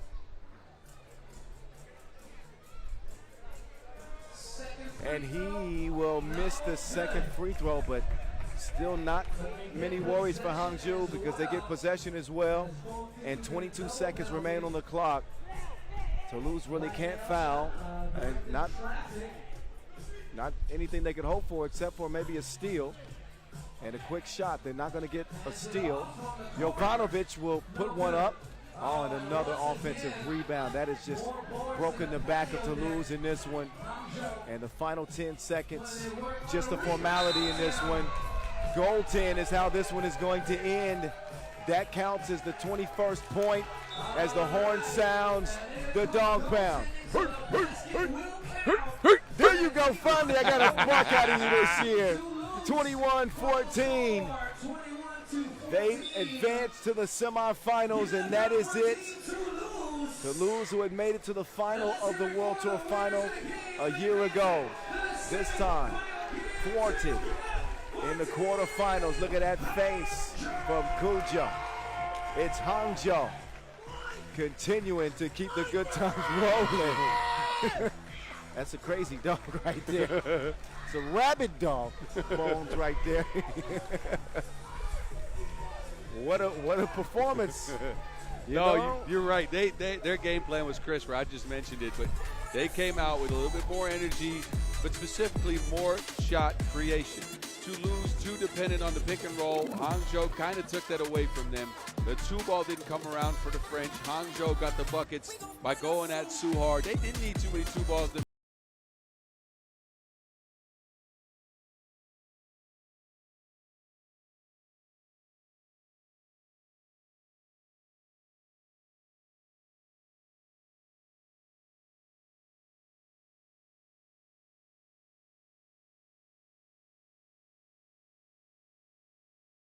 They face and who they're going to, but they got a couple of really strong drivers in Kalodjevic, but specifically in Vidovic, who's relentless attacking that basket. Actually, I'd name Wong in that regard too. Yes, Wong has played well for this team. Yep, and then think about Jovanovic's switchability as a big player. He can post you up, he can shoot from the outside, he can even attack you from the outside.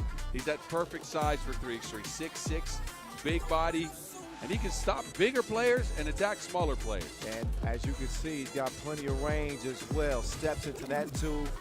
That was a big play in shifting the momentum. Remember, Toulouse had taken the lead after they went on a big run themselves, following a slow start. It's a game of ebbs and flows. And Hangzhou, once they got the lead back, they did not relinquish it. That leaves us with one more quarterfinal left, and that will be featuring Team Riffa and Team Raudondvaris Hoptrans on your screen right now. And we'll get a look at these teams by the numbers. Riffa, technically a home team. Bunch of Belgians on the squad, but playing here in Bahrain. Raudondvaris Hoptrans scoring 21 points per. They come in with a 2-0 record. Got a crazy win courtesy of Ujupis yesterday, a game winner. And speaking of game winners, Mohamed, the king around these parts, he hits a game winner in OT for Riffa that allowed them to advance here to the quarterfinals. What an unlikely hero that was. Because I'll be frank with you, Mohamed had not contributed much over the first 20 minutes in 2 10-minute games. But then when it got to overtime, he got the call, he got a crucial stop, and then he got a crucial bucket. Meaning we see Riffa here representing Bahrain. Yeah, they'll be going up against these guys. Raudondvaris Hoptrans.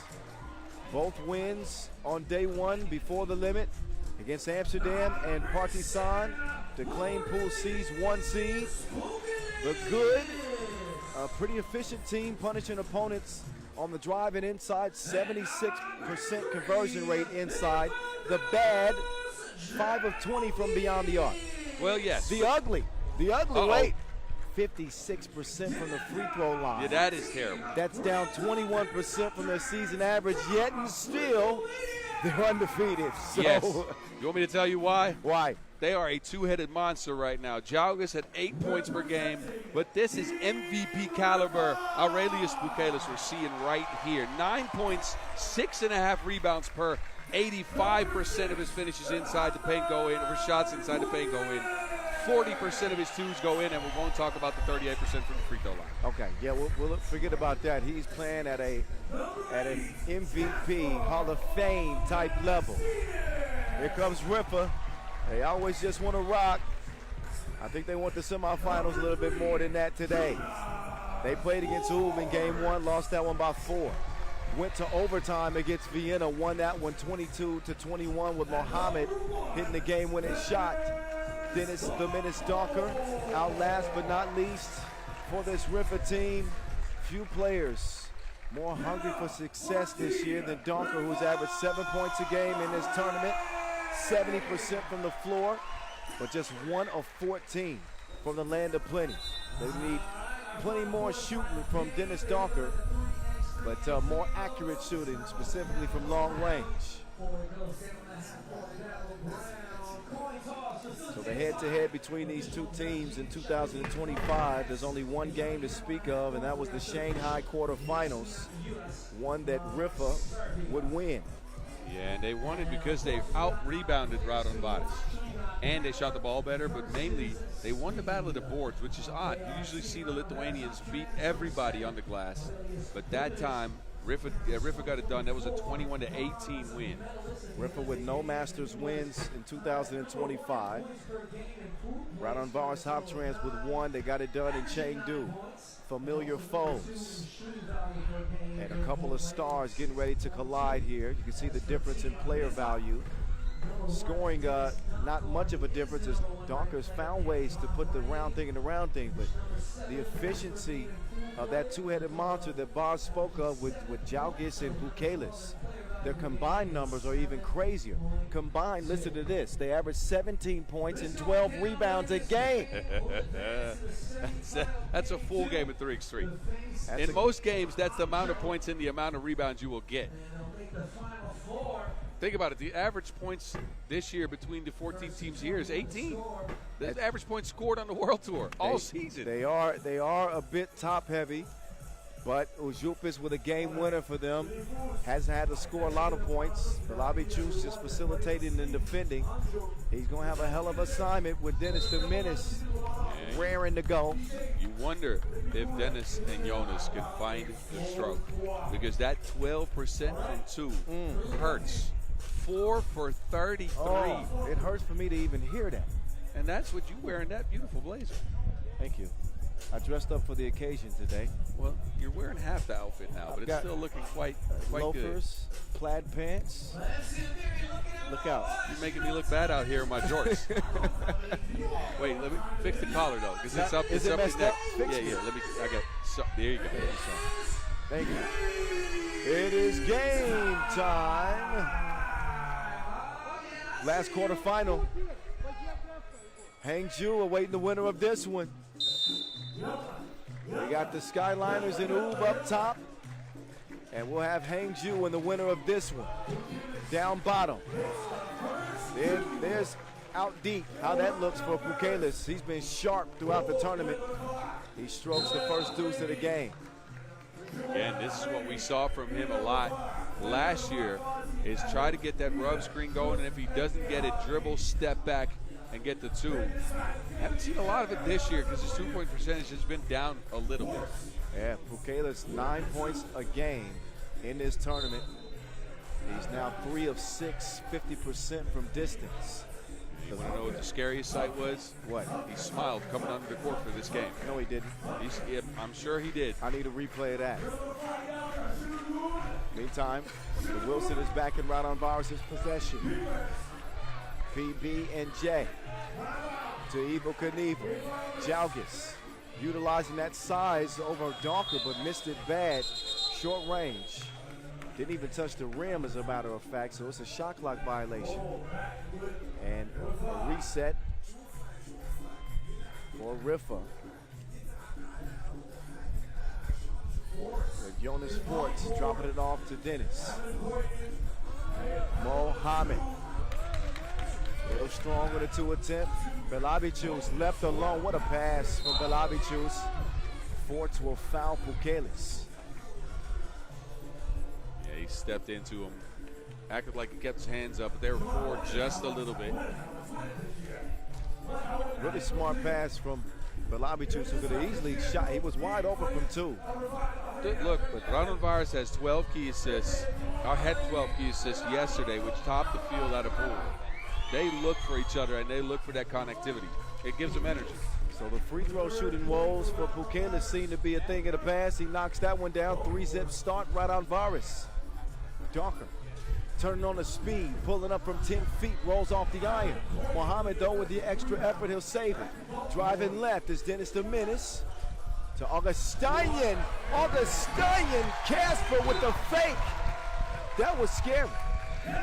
Scary good from Augustinian. I thought he'd handed the ball off.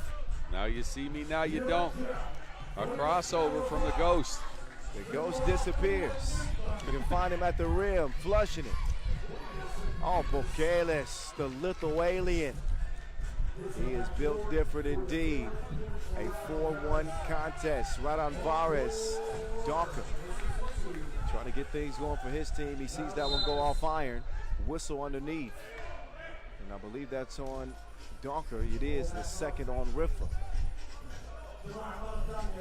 Riffa realized they got to put Mohammed out there more often. Yesterday he was mainly a spot sub. Now you see him featured, and they just keep rotating the subs. I think yesterday they realized they can't get as tired as they did at the end of that win in overtime against Vienna. Yeah. I mean, that game could have gone either way. Neither team had any gas left. They were all completely dead. And we're breathing a sigh of relief after Mohammed hit that shot for the win. Augustinian taking it at Jalgis. And I think that's another element that Augustinian brings to this Riffa team, is that toughness, that physicality. He does, and of course, it's the toughness, it's the physicality, it's the vertical threat out of the pass, pick and roll. It's the shot blocking ability And if he's in good form, he can even shoot the 2-ball pretty well. Well, the free throw trip didn't work out so well for him.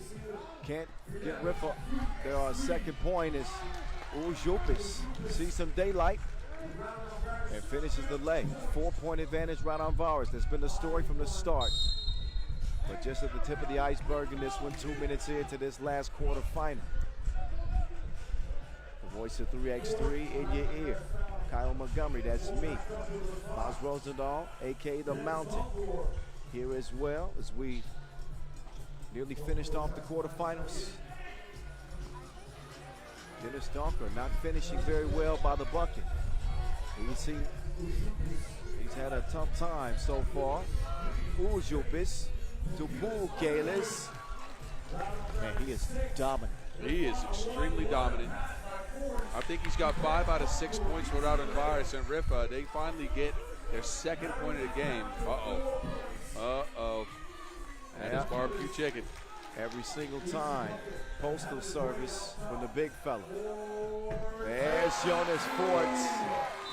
Fortnite is going to stop the bleeding with a long 2-ball.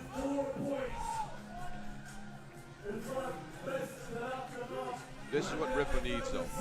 They need to get the outside shot going, because this is a contrast of styles, right? Raudondvaris big, bruising, physical, going at the basket like, whoo. Nice move from Jalgis, and Forts will misfire from the corner. Tracked down by the Uzi. Uzi wants some space. Never mind, he wants a screen. He'll get it. He misses the runner. That looked like they went off Augustinian last to me. And TV timeout time with 6:51 left. Raudondvaris, the aggressors, out of the gates. At a 7-4 start, they've leaned on the Lithuanian. And he's got 3 shoulders, so that he's alien. It was one of the bigger questions coming into the tournament. You're right. And I posed it to you yesterday. I said, are they going to get Bukelis back active? It's not that he had disappeared, but they had gone away from him. Jalgis had clearly taken the lead with this team. Yes. But now they realize where they bread is buttered. It is on the back of the Lithuanian, Randy's Bukelis, who will have it up top to get us back going from Manama. Evo Knievel to PB and J. Belavichus on the drive is poked away. Nearly stolen, but Forts will lose it out of bounds.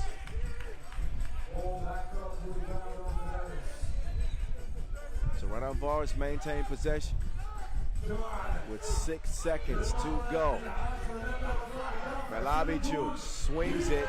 Jalgis with the up fake. Oh, Forts gets caught reaching in the cookie jar. That's not a smart foul at all. That is not a smart foul. Although Jalgis' free throw percentage is not quite up there yet. It's not great. Let's just say that. Well, here it has been. Yeah, here normally he's right around 55%. I think he's hit all of them here. No? Yeah, he's keeping it in the 100. He's 4 for 4. Make that 4 for 5. Make that the announcer's jinx. That's 80%. Quick math. Oh, Shupis' pass deflected. Docker swings it. Forts to the menace. Docker. F1 fast is he.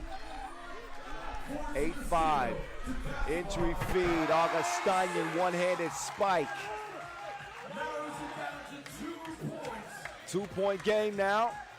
Jalgis spins free and scores it past Augustinian.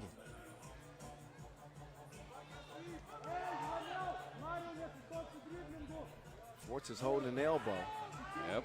He was shaken up somewhat on the play. How is Jalgis just, it looks like he's just going straight at the basket. I couldn't see what happened there with Forts. Yeah, me either.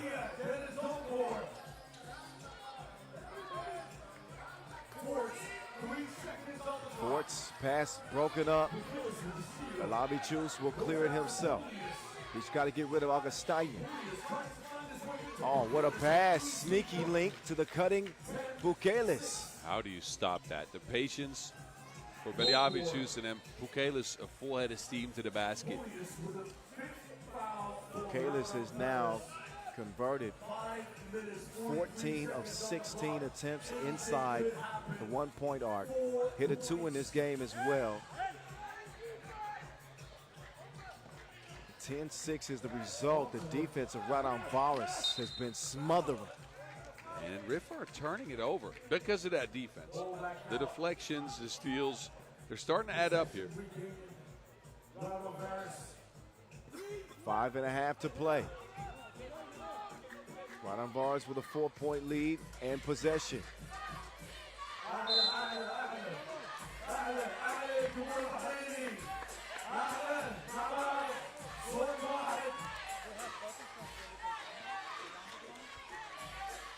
Bukalis clearing some space for Balabicius. Balabicius decides to take it himself this time, and Mohammed will add another foul, which is the 5th now on Riffa.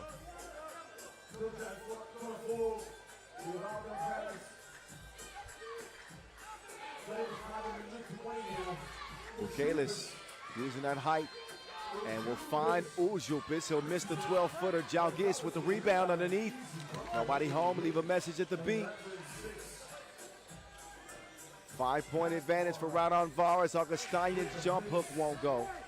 Jalgis now trapped in the corner. He finds himself some freedom. Scores it at the bucket. Raudondvaris up 12-6 now. And all 12 points, I believe, come at the hands of Bukalis and Jalgis. Riffa have fallen flat in the first 5 minutes of this game. They got some things to correct and rectify because Raudondvaris don't look like they're going to slow down anytime soon. Bukalis, monster game from the Lithuanian. This is honestly the best we've seen Bukalis maybe all year. He is laser sharp focused. Yeah, Bukalis been one of the best players on tour by the numbers. 7 points a game, efficient inside. Seen a dip in his 2-point shooting. Ooh, Donker dipped on him like queso. Fast first step. And a 6-point game now. Donker just trying his best. He's just trying to survive down in the post against Uzi. He's happy to see that one roll out of the rim. Fortnite from a long way away. He'll miss the mark. Uzi setting up Balabicius. 7 to shoot. He's in a rush to the cup. He puts some extra sauce on that lay. Donker delivers a fake and then a Russell Westbrook off the side of the backboard. Riffa's shooting has just been absolutely ice cold. They can't buy a bucket from outside. Again, they were 12% coming in. I think they have one make on this game. Donker won't be denied on the drive, but you can see Donker looking a little gassed. Yeah, and that's in a game of ones, we know who's going to win between these two. We already know. That's Raudondvaris by a long shot, by a mile. If Riffa can't find the 2, it's over and done with, especially with the score now 8 points in favor of the Lithuanians. They've gotten a steady diet of Aurelius Bukalis. I mean, time and time again, Raudondvaris have found a big man on the inside. Bukalis has got to be nearing a double-digit scoring game right now. Yeah. Again, I think all but 1 point so far in the game at his hands or Jalgis. And Riffa have a couple of layups to show for their efforts so far.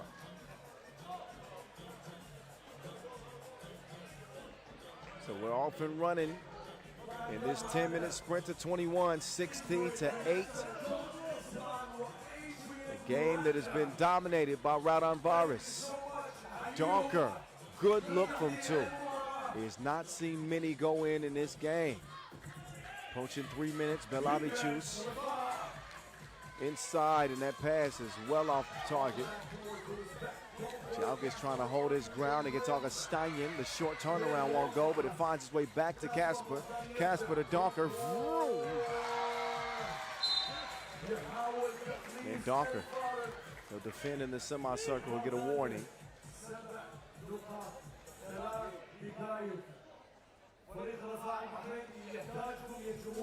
Still a 7-point game.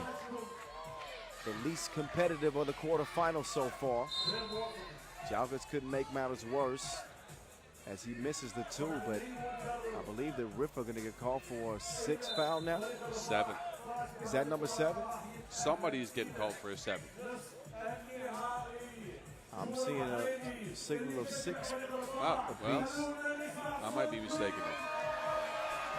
But look, this game has been clearly Raudondvaris'. They don't stray away from their game plan. And with them, it's always a question of whether they can impose that style. Pukelis making sure they do with 10 points. 10 out of 16. He's got 10 out of 16. Did I hear you right? Yes. Unreal performance from Aurelius Pukelis. Down to the body shop again. You're going to get these dents. Pukelis up to 11 now. Until Fortnite wakes up again from deep.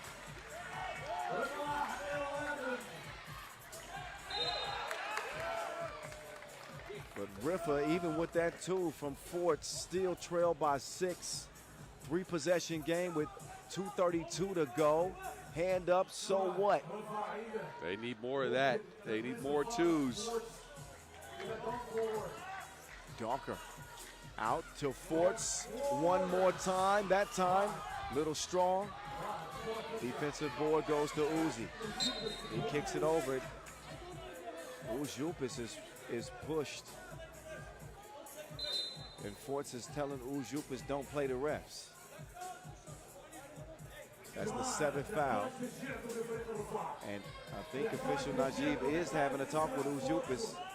And he says, cut it out with the extracurriculars. Yeah, that he did try to kind of sell that. Nothing really happened there, and he got 2 free throws out of it. I get why Forts is a little bit upset with this.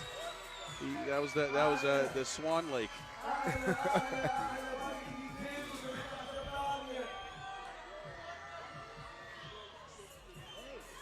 But won't change the call now. There still is a foul, and Uzupis is still shooting 2 free throws. Can almost ice this game with another make. That would make the lead 8 points, and that'd be too big of a distance for Riffa to come out of, in my opinion. We'll see what they do with 2:15 to go. Forts makes a smart play. Realized that the lane was open. Oh, Jalgis, wait. They're saying he didn't clear it? Yeah, and he's challenging right away. He seems to be pretty sure of his case. Talking about how efficient the Pukelis has been. Jalgis coming into this second day of action. 11 of 11 from the floor. He hadn't missed a single shot. It's ridiculous. The level, yeah, that's definitely a clear, by the way.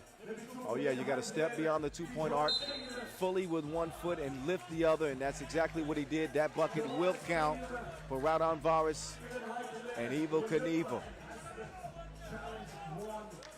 The 1-2 combo of him and Pukelis is better than mustard and ketchup, salt and pepper. Mustard and ketchup? Oh yeah, is that too American for you? You put that on a hot dog? Ketchup and mustard, yes. Nah, mustard and, no, ketchup and mayonnaise, buddy. Oh God, all right.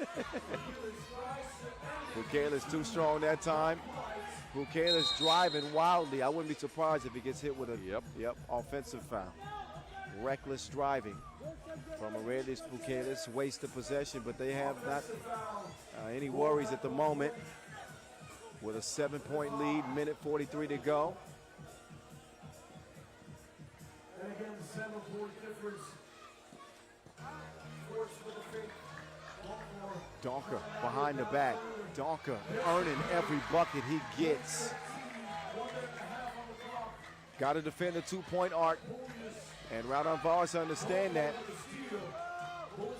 Donker gets the steal. Oh, Donker. Upset that he didn't get a foul. He's got a few words for official Juris. She quickly hits him with a technical. Oh, but he has a case there, though. Pukelis has his knee out there, hits him right in the thigh. That hurts, first of all, and second of all, I think that might have been a foul. I agree. I think it was a foul as well. You can understand the frustration, but Donker knows he's got to keep his composure because Oh, agreed. And at a stage in the game like this, you can't get a technical. Absolutely not. But I understand his case. Yep. Game point, Raudondvaris. All they want is that Wilson. They are ready to put this game away, and they will turn to the man that has been unstoppable. Bukelis gets it to Jaugas. Well, he tried it. He tried it. It ain't a game of horse out here, Mr. Jaugas. So the door only slightly open for Riffa. Forts could give him some more hope. He misses from long range, converts the layup. Raudondvaris sure to get this one to Bukelis at some point. This ball is going to find its way to his hands. Ushupis gets it to him late, and the Lithuanian put him away. Winner, winner, pink soup for dinner. The Lithuanians win it 21-15. What soup? You'd have to go to Konis to know. Oh, all Come right. on. So they have the final ticket to the semifinals. It is Raudondvaris and Hangzhou set for battle. And the Skyliners matched up against UB. The final four of the 2025 World Tour Finals are set in Manama. Raudondvaris, by the way, second year in a row they make it to the semifinals of the World Tour Final, first of all. Second, are they the best looking team out here right now? I think so. Well, yeah, I think so. They are. I think so. This is a dominant display from them. I think they might be the best looking team out here today so far. I called them the ultimate wild card. There it is in my notes. You've called every team the ultimate wild card. No, I agree.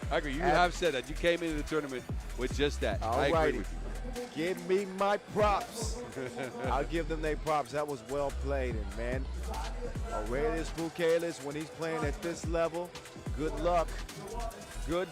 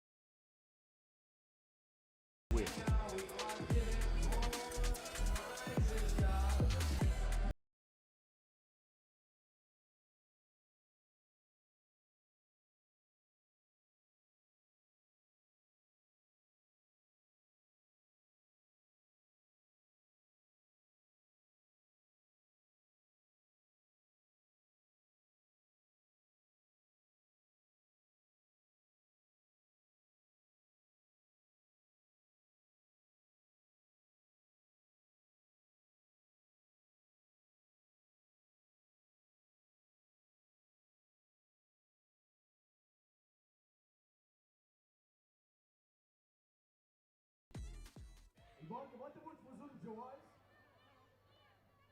ما حد يفوز بجوائز الليلة؟ نبي نسمعكم أعلى أصواتكم. أعلى أعلى أعلى أعلى أعلى. ساعات مقدمة. take care of business against Toulouse with a 7-point win, and Raudondvaris issue a beatdown to Riffa. Final four here in 2025 from Manama. We'll pick it up with the semifinals. But before that, the shootout competition coming your way here in about 10 minutes. Enjoy the brief rest. We're coming back soon.